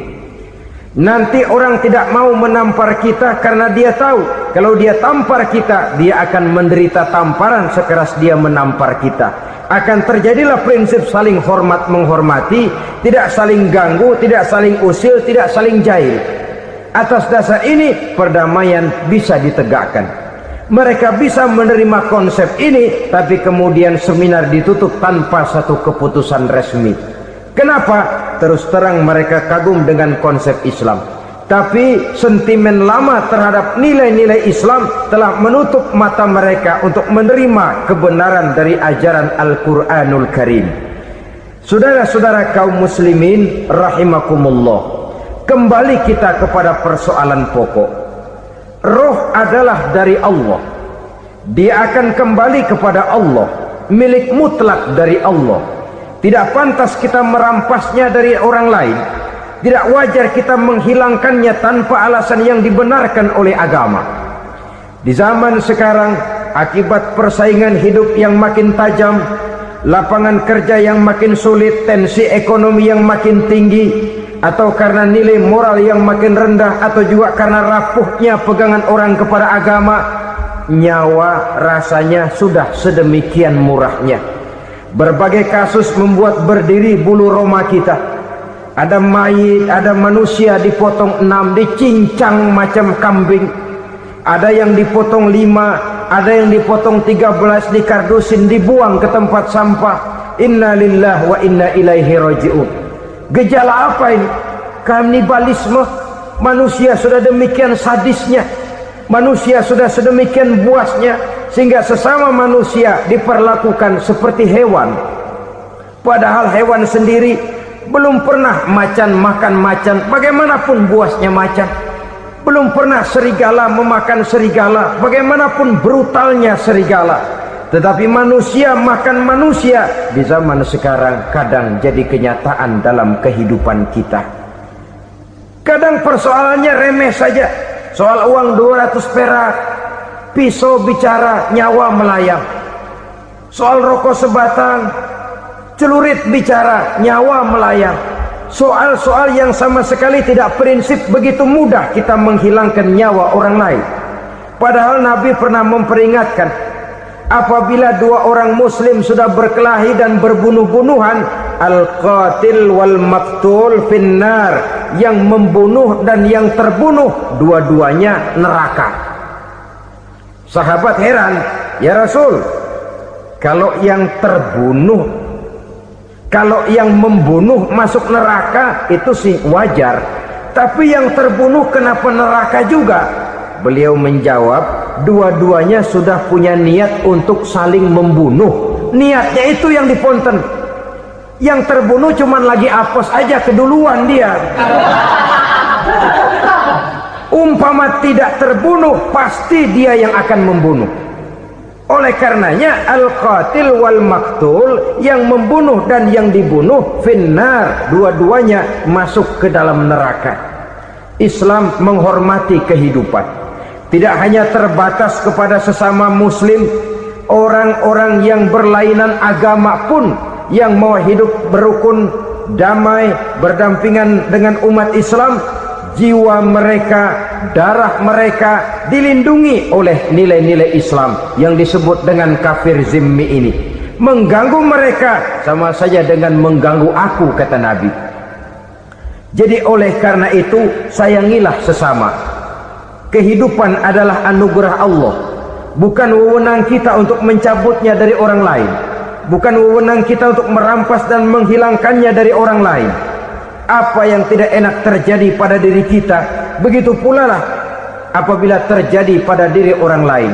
Sehingga Nabi mengatakan, la yu'minu ahadukum hatta yuhibba li akhihi ma yuhibbu li nafsihi. Belum dikatakan beriman seseorang kamu apabila dia belum mencintai saudaranya seperti ia mencintai dirinya sendiri. Apa yang enak dirasakan oleh orang lain, enak juga dirasakan oleh dia. Mengukur orang lain dengan diri sendiri. Kalau orang lain tanpa salah saya fitnah, kalau saya tanpa salah difitnah orang, enak apa enggak? Enggak, orang lain juga begitu. Kalau orang lain tanpa salah saya tempeleng kepalanya, enak apa tidak? Tidak. Orang lain juga begitu. Yang tidak enak terjadi pada diri kita, tentu tidak enak juga kalau terjadi pada orang lain. Mengukur orang lain dengan diri sendiri, sehingga tidak timbul sifat egois, tidak menari di atas bangkai orang lain, tidak mendirikan kebahagiaan di atas untayan air mata orang lain. Sehingga dengan demikian saudara-saudara, dia bisa menghormati kehidupan, menghormati orang lain sebagaimana dia ingin dihormati. Untuk menghancurkan nilai-nilai iman, dibanjiri kita dengan paham-paham yang merusak dan mendangkalkan akidah, baik ia bernama materialisme, baik ia bernama sekularisme, baik ia bernama banjirnya maksiat dan munkarat, baik ia bernama banjirnya peradaban dan kebudayaan yang menghancurkan moral daripada anak-anak kita. Sedikit demi sedikit melenturkan dan melunturkan nilai-nilai keimanan kita, untuk kemudian pada waktunya nilai iman itu akan bertukar dan berganti menjadi nilai syirik kepada Allah Subhanahu wa ta'ala. Atau pada sisi lain, menjadikan yang selain Allah sebagai tujuan akhir daripada kehidupan kita. Sedangkan kita sama-sama maklum bahwa di dalam pandangan agama Islam, dosa yang tidak berampun, dosa yang terbesar, termasuk dalam kategori bapak moyangnya dosa, tidak lain adalah syirik, yakni menyekutukan Allah Subhanahu wa ta'ala. Pola penghancuran iman ini memang berstrategi. Ditawarkan kita kepada paham materialisme, paham kebendaan, di mana otak menempati urutan sebagai ranking pertama, Tuhan jatuh pada urutan kedua. Lalu menyusul kepada paham sekularisme, Allah dipisahkan dari seluruh kegiatan hidup ini, untuk pada gilirannya menjadikan yang selain Allah sebagai tujuan akhir daripada seluruh kegiatan hidup kita. Oleh karenanya, kewajiban menjaga nilai-nilai iman ini merupakan kewajiban yang mulia tetapi berat. Tidak hanya untuk kita, tetapi juga bagaimana mewariskannya kepada anak-anak kita, generasi yang akan datang. Orang-orang tua bijaksana yang diceritakan di dalam Al-Quran, kalau sudah berpikir tentang anak-anaknya, pertanyaan yang paling mereka risaukan ialah, ma ta'buduna min ba'di. Anakku, kalau pada satu saat aku, ayahmu sudah tidak ada lagi di dunia ini, meninggalkan kamu semua, ma ta'buduna min ba'di, apa yang akan kamu sembah nak? Jikalau sekarang ayahmu masih mau ke masjid, masih mau melakukan rukuk dan sujud, masih beribadah menyembah Allah Subhanahu wa ta'ala, kalau orang tuamu sudah tidak ada, ma ta'buduna min ba'di, masihkah engkau mau datang ke masjid? Masihkah engkau mau rukuk dan sujud? Masihkah engkau mau menyembah Allah Subhanahu wa ta'ala? Pertanyaan ini yang dipikirkan oleh Nabi Yakub kepada putra-putranya. Pertanyaan ini yang diteruskan oleh Nabi Ibrahim kepada anak-anaknya. Pertanyaan ini yang diwariskan oleh generasi ulama salafus saleh kepada para generasi berikutnya. Bagaimana kita generasi sekarang? Kita orang-orang tua sekarang bukan berfikir ma ta'buduna min ba'di, malah yang kita fikirkan ma ta'kuluna min ba'di. Kalau bapak tidak ada nanti kamu makan apa nak? Perkara kamu nyembah apa, urusan nomor 18. Yang penting kamu nanti hidup bisa makan nak. Maka kita sibuk mewariskan harta kepada anak-anak kita. Kita sibuk mewariskan kebun dan tanah kepada anak-anak kita. Kita sibuk mewariskan pabrik kepada anak-anak kita, sementara kita lupa mewariskan intan yang paling mahal, mewariskan mutiara yang paling berharga, yaitu nilai iman kepada Allah Subhanahu wa ta'ala. Alangkah baiknya apabila warisan harta, warisan tanah dan kebun, warisan rumah dan pabrik didasari lebih dahulu dengan mewariskan nilai iman kepada Allah Subhanahu wa ta'ala. Sebagai orang-orang tua, kita boleh bersedih kalau anak kita tidak mengerti komputer. Kita boleh bersedih kalau anak kita tidak mengerti matematika. Kita boleh bersedih kalau anak kita tidak mengerti bahasa Inggris.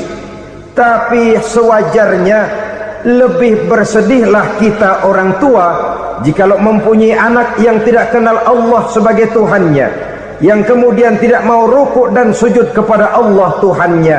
Itulah kemalangan yang paling malang bila kita meninggalkan generasi yang tidak bertauhid kepada Allah Subhanahu wa ta'ala. Betapapun anak kita tidak ngerti komputer, saudara, paling-paling kerugiannya cuma kerugian dunia. Masuk dia ke alam barzakh, munkar nakir tidak akan sempat tanya kau belajar komputer apa tidak. Kumpul dia di padang mahsyar, malaikat juga tidak akan tanya matematikamu nilainya berapa. Yang ditanya kau kenal Allah, kau rukuk dan sujud kepadanya, kau pernah datang ke masjid. Oleh karena itu sekali lagi, menjaga nilai iman tidak hanya untuk kita, tetapi juga mewariskannya kepada anak-anak kita, generasi yang akan datang. Sungguh kemalangan yang paling besar apabila kita meninggalkan anak-anak kita. Mereka kita tinggalkan lemah ekonominya, itu tidak baik. Mereka kita tinggalkan lemah otaknya, itu pun akan membuat mereka tertinggal oleh yang lain. Tapi yang paling celaka, jikalau kita tinggalkan mereka dalam kondisi lemah imannya, rapuh akidahnya, tidak baik dan tidak betul keyakinan hidupnya. Oleh karena itu Nabi berpesan, jauhilah 7 perkara yang merusak. Yang pertama, syirik kepada Allah Subhanahu wa ta'ala, menyekutukan Allah baik dalam ucapan, dalam keyakinan ataupun dalam perbuatan. Ini perkara pertama yang termasuk 7 perusak besar di dalam kehidupan. Kalau sudah jatuh kita ke lembah syirik, bagaimanapun banyak kebaikan yang kita kerjakan, berjiwa sosial, bertangan pemurah, gemar menolong orang lain, kalau memang dasarnya syirik, maka seluruh kebaikan kita akan hancur, tidak akan ada nilainya dalam pandangan Allah Subhanahu wa ta'ala. Dalam pandangan manusia mungkin kita dicatat sebagai orang sosial, gemar menolong orang lain, tidak berpangku tangan melihat orang yang mendapat kesulitan. Tapi oleh karena dasarnya syirik, dasarnya tidak mentauhidkan Allah, maka seluruh nilai kebaikan yang kita kerjakan tidak akan ada nilainya dalam pandangan Allah Subhanahu wa ta'ala. Maka jagalah iman kita jangan sampai dihinggapi penyakit syirik yang bagaimana kecilnya sekalipun. Sekali lagi, baik syirik dalam bentuk ucapan, syirik dalam bentuk keyakinan, sampai kepada syirik dalam bentuk perbuatan, kita berhindar kepada sifat-sifat yang sedemikian itu. Karena apa? Dalam satu ayat Quran Allah Subhanahu wa ta'ala menjelaskan, innallaha la yaghfiru ayyushraka bih wa yaghfiru ma duna dzalika liman yasha. Allah tidak akan memberi ampun kepada orang-orang yang menyekutukannya, tapi Allah masih mau memberikan ampun kepada dosa-dosa yang selain itu bagi orang-orang yang dikehendakinya. Dosa selain syirik, apabila kita bertaubat, Allah masih mau mengampuni. Tapi kalau sudah jatuh ke tempat syirik, itu sudah dosa yang tidak berampun. Taubatnya tidak lain melepas syirik, kembali kepada tauhid, berkeyakinan bahwa hanya ada Allah Subhanahu wa ta'ala, Tuhan satu-satunya yang lam yalid wa lam yulad wa lam yakul lahu kufuwan ahad. Tidak beranak, tidak pula diperanakkan, dan tidak satupun yang dapat menyerupai Tuhan Allah Subhanahu wa ta'ala. Saudara-saudara kaum muslimin rahimakumullah, bahwa kita di zaman sekarang memang tidak menyembah berhala, ya, bahwa kita tidak berterang-terangan mengatakan Tuhan lebih dari satu, memang. Bahwa kita tidak berkeyakinan Tuhan itu punya anak atau diperanakkan, tentu. Tapi dalam perbuatan dan i'tiqad kita kadang-kadang jatuh tanpa kita sadari ke tempat yang bernama syirik ini. Oleh karenanya, di zaman di mana teknologi makin canggih, di mana kemajuan pembangunan makin menjangkau berbagai aspek kehidupan, diperlukan keseimbangan antara kemajuan fisik material dengan kemajuan mental spiritual. Apabila tidak ada keseimbangan yang terwujud, tentulah kepincangan yang diawali dengan pincangnya cara kita berpikir, sehingga pada akhirnya akan mengarah kepada pincangnya cara kita berbuat dan bertindak di dalam kehidupan kita. Oleh karena itu Nabi berpesan, jauhilah sifat syirik, karena syirik merupakan dosa yang teramat besar. Ini sifat merusak yang pertama. Yang kedua kata Nabi, wasihra, jauhilah sihir. Sihir ini juga termasuk perkara yang merusak kehidupan. Kita semua sama-sama maklum bahwa sihir sebenarnya bukan persoalan baru. Sejak sebelum datang Islam, sihir itu sudah ada. Di zaman Yunani kuno, sihir ada. Di zaman Mesir kuno, di zaman Cina kuno, dan yang lain-lain yang serba kuno, sihir itu sudah ada. Bahkan para nabi pun, para rasul yang diutus oleh Allah Subhanahu wa ta'ala, senantiasa berhadapan dengan ahli-ahli sihir untuk menguji kebenaran dari misi yang mereka bawa. Sihir adalah perbuatan di luar kebiasaan yang bisa dikerjakan oleh ahlinya dengan bantuan jin atau setan. Hukum mempelajari sihir adalah haram, mengamalkannya lebih haram lagi. Sebab itu saudara-saudara, sihir merupakan perbuatan merusak yang harus kita jauhi. Ciri-ciri daripada perbuatan sihir, pertama, ia mengandung tipuan, bayangan khayal. Di zaman Nabi Musa misalnya, orang melihat tambang-tambang itu seperti ular. Nabi Musa melayangkan tongkatnya menjadi ular-ular besar yang memakan ular-ular kecil ciptaan tukang-tukang sihir Fir'aun tadi. Lalu sihir bisa terjadi dengan bantuan jin kafir atau setan. Kemudian ciri yang ketiga, sifatnya halus dan tersembunyi. Taruh kata ada seorang ahli sihir yang mempergunakan ayat-ayat Quran sebagai jompa jampe, sebagai baca-bacaan, itu cuma sekedar kedok. Tujuannya tidak lain menjadikan agama sebagai ketok untuk membenarkan cara yang dimurkai oleh Allah Subhanahu wa ta'ala. Satu hadis yang diriwayatkan oleh Imam Bazar dan Tabrani, Nabi berpesan, laisa minna man tatayyara lahu au takahhana au tukuhhina lahu au sahira lahu. Tidak termasuk ke dalam golonganku, kata Nabi. Tidak termasuk umatku. Siapa mereka? Man tatayyara lahu, orang yang bertatoyur. Apa tatoyur itu? Dari kalimat toyaro, artinya terbang. Toir biasa diartikan dengan burung. Tatoyaro percaya kepada suara-suara burung. Man tatoyaro lahu, mempercayai, meyakini dengan benar-benar kepada suara beburungan. Kan suka ada itu, nah bunyi burung tuh, maling liwat. Maling liwat. Burung bunyi, maling liwat. Itu termasuk tatoyaro lahu, percaya kepada suara burung. Kan aneh kalau suara orang nggak dipercaya, suara burung malah dipercaya. Ada ustadz ceramah, kiai ngaji, nggak mau didengerin, burung dengerin bener. Nah, suaranya dari sebelah mana? Belah kulon. Nah, itu tandanya ano. habis dihitung-hitung. Itu termasuk tatoyaro lahu, au takahana, atau bertenung, au tukuhina, atau minta ditenungkan, au sahirolahu, atau melakukan perbuatan sihir, atau minta disihirkan.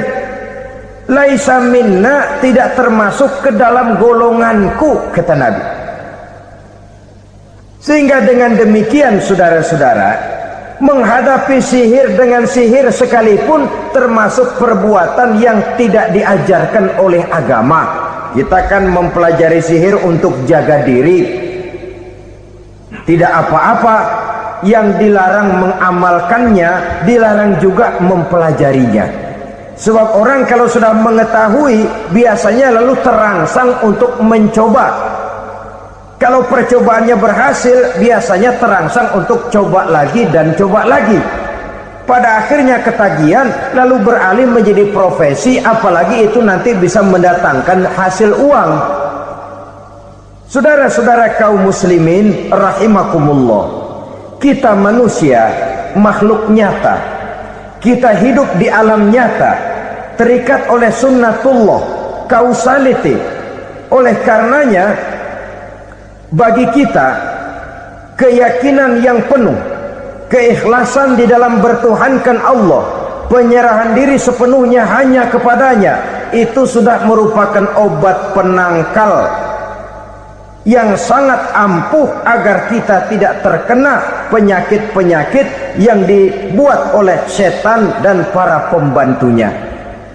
Sehingga beberapa ayat Quran mengajarkan, misalnya a'udzu bikalimatillahi tammati min syarri ma khalaq, atau bismillazi la yadurru ma'asmihi syai'un fil ardi wala fis sama', dengan menyebut nama Allah yang tidak bisa mendatangkan bahaya sedikit pun, dari baik yang datang dari langit maupun yang datang dari bumi.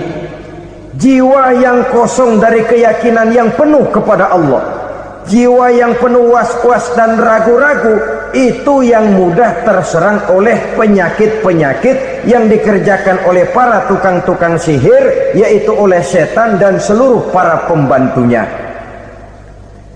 Kemudian hadis kedua yang diriwayatkan oleh Imam Ibnu Hibban, Nabi bersabda, la yadkhulul jannata mudminu khamrin wala mu'minu bisihrin wala qati'u rahmin. Tidak masuk surga. Ini Nabi yang bilang, tidak masuk surga. Siapa itu? Pertama, mudminu khamrin, orang yang berkekalan dalam mabuk. Selalu mudminun itu sudah menjadi perbuatan rutinnya, tidak kapok-kapoknya, teler seumur hidup. Mudminu khamrin, tidak masuk surga orang yang selalu bermabuk-mabukan. Yang kedua, wala mu'minu bisihrin, orang mukmin tapi main sihir. Ini juga oleh Nabi diperingatkan, tidak akan masuk surga orang mukmin tapi suka main sihir. Wala qati'u rahmin, dan tidak juga orang yang memutuskan silaturahmi. Tiga macam manusia yang diperingatkan Nabi tidak akan masuk surga: orang yang selalu mabuk, orang mukmin yang main sihir, dan orang yang memutuskan silaturahmi. Saudara-saudara kaum muslimin rahimakumullah. Lalu orang berkata, kenapa dilarang kita bersihir padahal Rasul sendiri kan punya mukjizat? Nah, kita memang harus membedakan antara mukjizat dengan sihir. Dalam kehidupan agama kita kenal ada yang namanya mukjizat, ada yang namanya karomah atau keramat biasa diucapkan, ada yang namanya maunah, ada yang namanya irhas, ada juga yang namanya sihir. Kesemuanya ini berbeda, saudara-saudara. Yang dinamakan mukjizat itu khusus untuk para rasul saja. satu kejadian luar biasa yang terjadi dilakukan oleh Rasul atas izin dari Allah Subhanahu wa ta'ala. Perbedaannya dengan sihir jelas. Sihir dari setan, mukjizat dari Allah.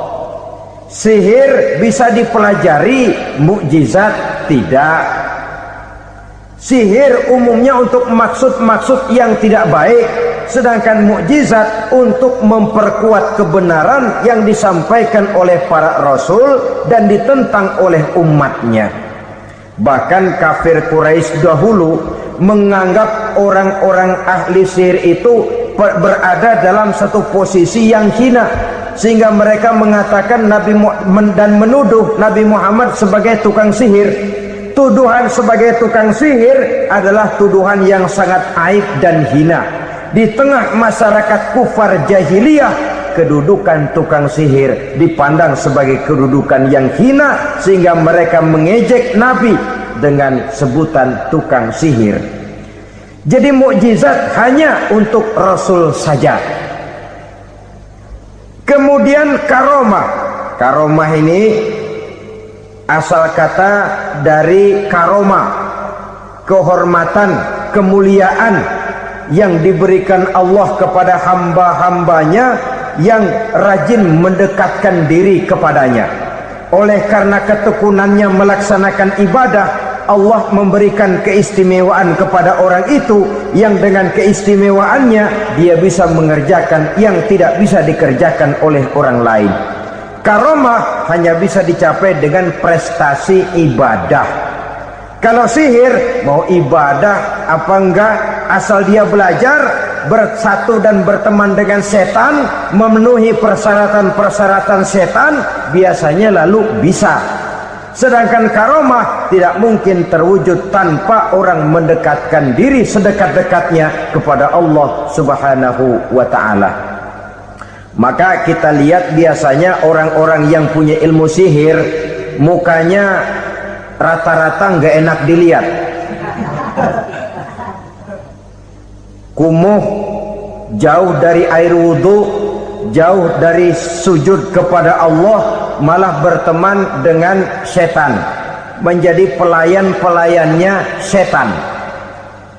Saudara-saudara, adapun maunah, keistimewaan yang diberikan Allah kepada hamba-hambanya yang belum sampai kepada tingkat wali, tapi orang itu lebih banyak kebaikannya daripada kesalahannya. Umpamanya, saudara jalan bertiga di pinggir jalan, saudara ada pada posisi di tengah, lalu bertiga ini ketabrak mobil. Menurut perhitungan saudara mati lebih dahulu, tapi terjadi hal yang aneh, dua teman saudara mati, saudara malah cuma luka dan lecet sedikit saja. Apa itu? Kalau kita lebih banyak kebaikannya daripada kesalahannya, itu yang dinamakan maunah, pertolongan yang diberikan Allah kepada hamba-hambanya yang lebih banyak kebaikannya daripada kesalahannya. Sedangkan yang dinamakan irhas, kejadian luar biasa pada diri seseorang pada waktu dia masih kecil, yang menunjukkan tanda-tanda keistimewaannya. Itu umumnya pada para nabi pada usia kecilnya sudah ada irhas, tanda-tanda istimewa. Jelas baik mukjizat, karomah, maunah maupun irhas berbeda dengan sihir. Sihir ini jelas saja merupakan bantuan dan persekutuan antara manusia dengan setan. Padahal setan, kata Allah dalam Al-Quran, innahu lakum aduwwum mubin, sesungguhnya setan bagi kamu adalah musuh yang sangat jelas. Saudara-saudara kaum muslimin rahimakumullah, di zaman sekarang dalam menghadapi beban kehidupan yang makin pelik, menghadapi stres yang tidak kunjung selesai, menghadapi persoalan-persoalan yang teramat berat, orang sering mencari jalan keluar kepada hal-hal yang menurut pendapatnya bisa meringankan beban moralnya itu. Pergilah dia mencari sesuatu yang dapat meringankan bebannya. Dan tidak jarang yang jatuh ke pangkuan tukang-tukang tenung, ke pangkuan tukang-tukang sihir, yang mereka itu oleh Quran dijelaskan kadzabal munajjimun walau sodaku. Tukang-tukang tenung, tukang-tukang sihir, mereka itu bohong walaupun benar. Maksudnya bohong walaupun benar, artinya kalau yang mereka kerjakan benar, itu sih kebenaran. Benar dengan kebenaran itu lain. Kebenaran, kebetulan bisa, tapi tidak untuk selalu. Apalagi kalau itu sudah membahayakan kehidupan orang lain. Jadi oleh karena itu Nabi berpesan, jauhilah daripada sihir. Kalau sudah jauhilah dari sihir, artinya ya jauhilah daripada mempelajarinya, jauhilah daripada bergaul dengan orang-orang yang ahli di bidang itu, karena dari pergaulan segalanya bisa menular. Baiklah saudara, ini yang kedua. Yang ketiga pesan Nabi, wa qatlan nafsil lati haramallahu illa bil haqq. Membunuh orang lain dengan cara yang tidak benar, membunuh orang yang diharamkan oleh Allah Subhanahu wa taala untuk melakukannya kecuali dengan alasan yang benar. Kita tahu Islam adalah agama damai, sesuai dengan namanya. Ia tidak dikembangkan dengan pedang dan kekerasan. Ia dikembangkan dengan keteladanan dan tuntunan moral. Oleh karena Islam bukan agama kekerasan, Islam pun tidak mementingkan dan mengajarkan kekerasan kecuali dengan alasan yang benar dan bisa dipertanggungjawabkan. Membunuh dengan sengaja, menghilangkan nyawa orang lain tanpa alasan yang bisa dibenarkan adalah merupakan dosa besar dan satu di antara 7 perkara yang bisa mendatangkan kerusakan dalam kehidupan dan yang hendaknya harus kita jauhi. Saudara-saudara kaum muslimin rahimakumullah, beberapa waktu yang lalu di sebuah kota kecil yang indah bernama New Auckland. Saudara tahu New Auckland? Tuh dari Gunung Kidul masih ngidul lagi. Pernah diadakan satu seminar yang membicarakan bagaimana menyelamatkan masyarakat manusia dari bahaya Perang Dunia Ketiga. Diperkirakan kalau terjadi Perang Dunia Ketiga, manusia tidak akan tersisa. Sebab apa? Pada waktu itu cadangan nuklir yang dimiliki oleh bersama Amerika dan Rusia konon sudah sanggup memusnahkan 6 miliar manusia pada saat jumlah manusia baru 5 miliar. Jadi kelebihan nuklir dunia ini. Kalau terjadi Perang Dunia Ketiga, sulit manusia untuk tersisa. Maka dibahaslah di dalam seminar itu, wah, supaya tidak terjadi Perang Dunia Ketiga, maka perlombaan membuat senjata-senjata canggih, alat-alat pembunuh modern harus segera dibatasi. Dibahas, tidak mungkin kita membatasi perlombaan membuat senjata.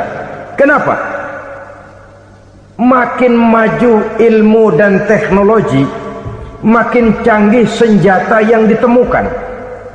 Atom sudah meningkat menjadi nuklir, nuklir sudah meningkat menjadi neutron, dan kita tahu bom yang bernama neutron ini bom yang cukup membunuh tanpa perlu merusak. Artinya kalau dia diledakkan di kota kita ini, bangunan utuh, jembatan tidak ambruk, rumah-rumah tetap berdiri, tapi semua yang bernama hidup mati. Itu katanya lebih sopan dari bom atom. Sebab kalau si atom ini sudah membunuh, merusak pula. Neutron cukup membunuh saja tanpa perlu merusak. Jadi majunya senjata-senjata teknologi sebagai akibat yang logis dari kemajuan ilmu pengetahuan ini tidak bisa kita batasi.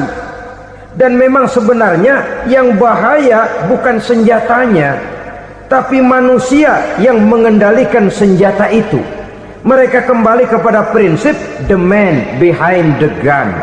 Bukan senjatanya yang bahaya, tapi manusia yang mengendalikan senjata itu yang bahaya. Walaupun senjatanya modern, katakanlah model M16 umpamanya, kalau yang mengendalikannya orang beriman, insya Allah aman. Tapi biar megang cuma senapan angin, kalau yang megang orang brutal, ngeri kita deket-deket. Apalagi kalau memang bukan ahlinya menggunakan senjata, bisa ngeker kaki kena jidat.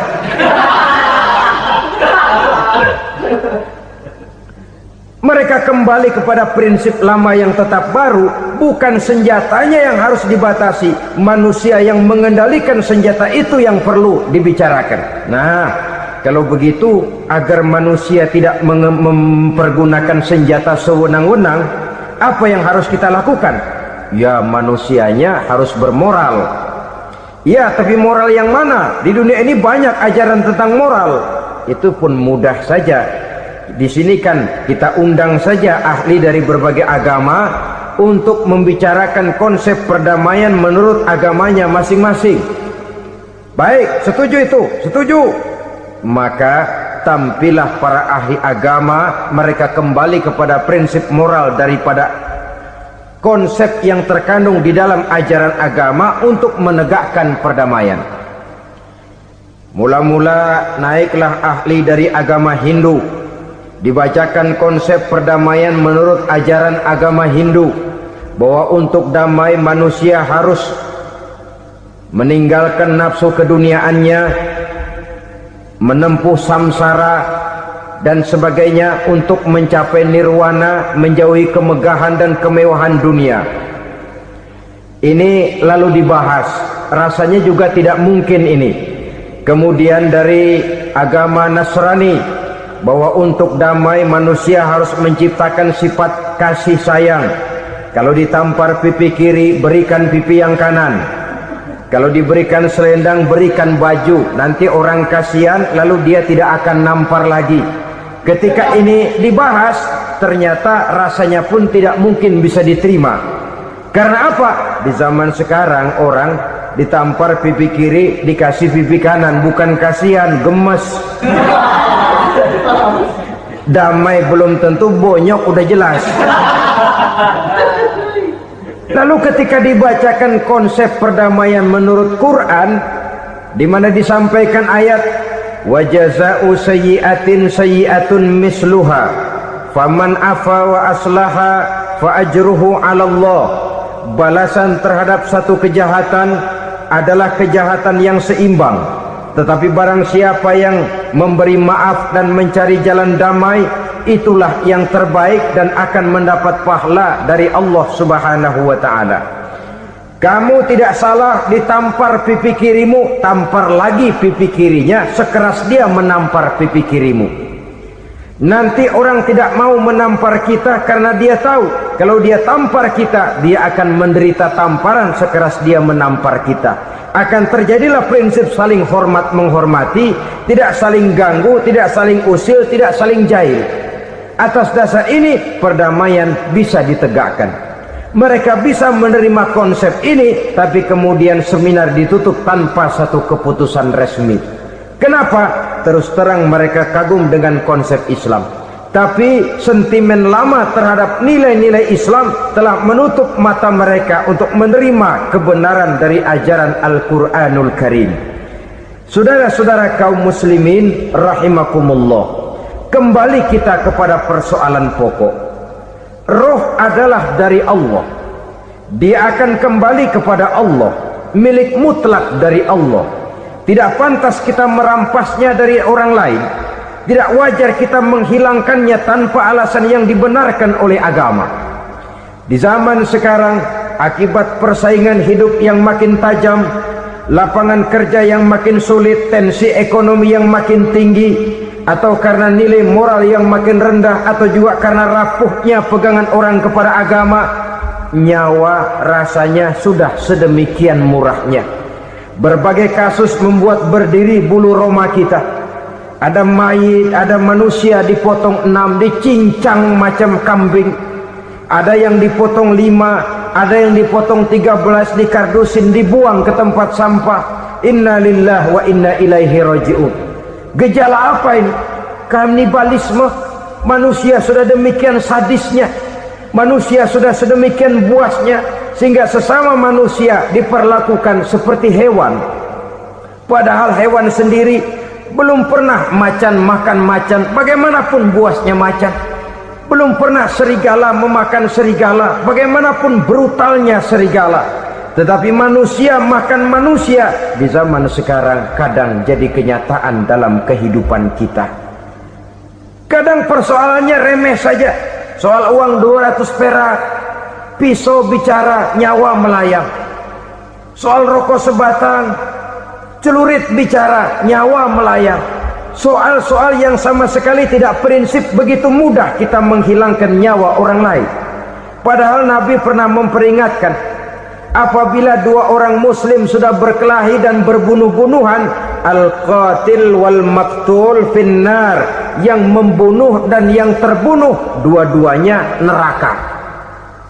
Sahabat heran, ya Rasul, kalau yang terbunuh, kalau yang membunuh masuk neraka itu sih wajar, tapi yang terbunuh kenapa neraka juga? Beliau menjawab, dua-duanya sudah punya niat untuk saling membunuh. Niatnya itu yang diponten. Yang terbunuh cuman lagi apes aja, keduluan dia. Umpama tidak terbunuh, pasti dia yang akan membunuh. Oleh karenanya al-qatil wal maktul, yang membunuh dan yang dibunuh finnar, dua-duanya masuk ke dalam neraka. Islam menghormati kehidupan, tidak hanya terbatas kepada sesama muslim, orang-orang yang berlainan agama pun yang mau hidup berukun, damai, berdampingan dengan umat Islam, jiwa mereka, darah mereka dilindungi oleh nilai-nilai Islam yang disebut dengan kafir zimmi ini. Mengganggu mereka sama saja dengan mengganggu aku, kata Nabi. Jadi oleh karena itu, sayangilah sesama. Kehidupan adalah anugerah Allah, bukan wewenang kita untuk mencabutnya dari orang lain, bukan wewenang kita untuk merampas dan menghilangkannya dari orang lain. Apa yang tidak enak terjadi pada diri kita, begitu pula lah apabila terjadi pada diri orang lain. Sehingga Nabi mengatakan, la yu'minu ahadukum hatta yuhibba li akhihi ma yuhibbu li nafsihi. Belum dikatakan beriman seseorang kamu apabila dia belum mencintai saudaranya seperti ia mencintai dirinya sendiri. Apa yang enak dirasakan oleh orang lain, enak juga dirasakan oleh dia. Mengukur orang lain dengan diri sendiri. Kalau orang lain tanpa salah saya fitnah, kalau saya tanpa salah difitnah orang, enak apa enggak? Enggak, orang lain juga begitu. Kalau orang lain tanpa salah saya tempeleng kepalanya, enak apa tidak? Tidak. Orang lain juga begitu. Yang tidak enak terjadi pada diri kita, tentu tidak enak juga kalau terjadi pada orang lain. Mengukur orang lain dengan diri sendiri, sehingga tidak timbul sifat egois, tidak menari di atas bangkai orang lain, tidak mendirikan kebahagiaan di atas untayan air mata orang lain. Sehingga dengan demikian, saudara-saudara, dia bisa menghormati kehidupan, menghormati orang lain sebagaimana dia ingin dihormati.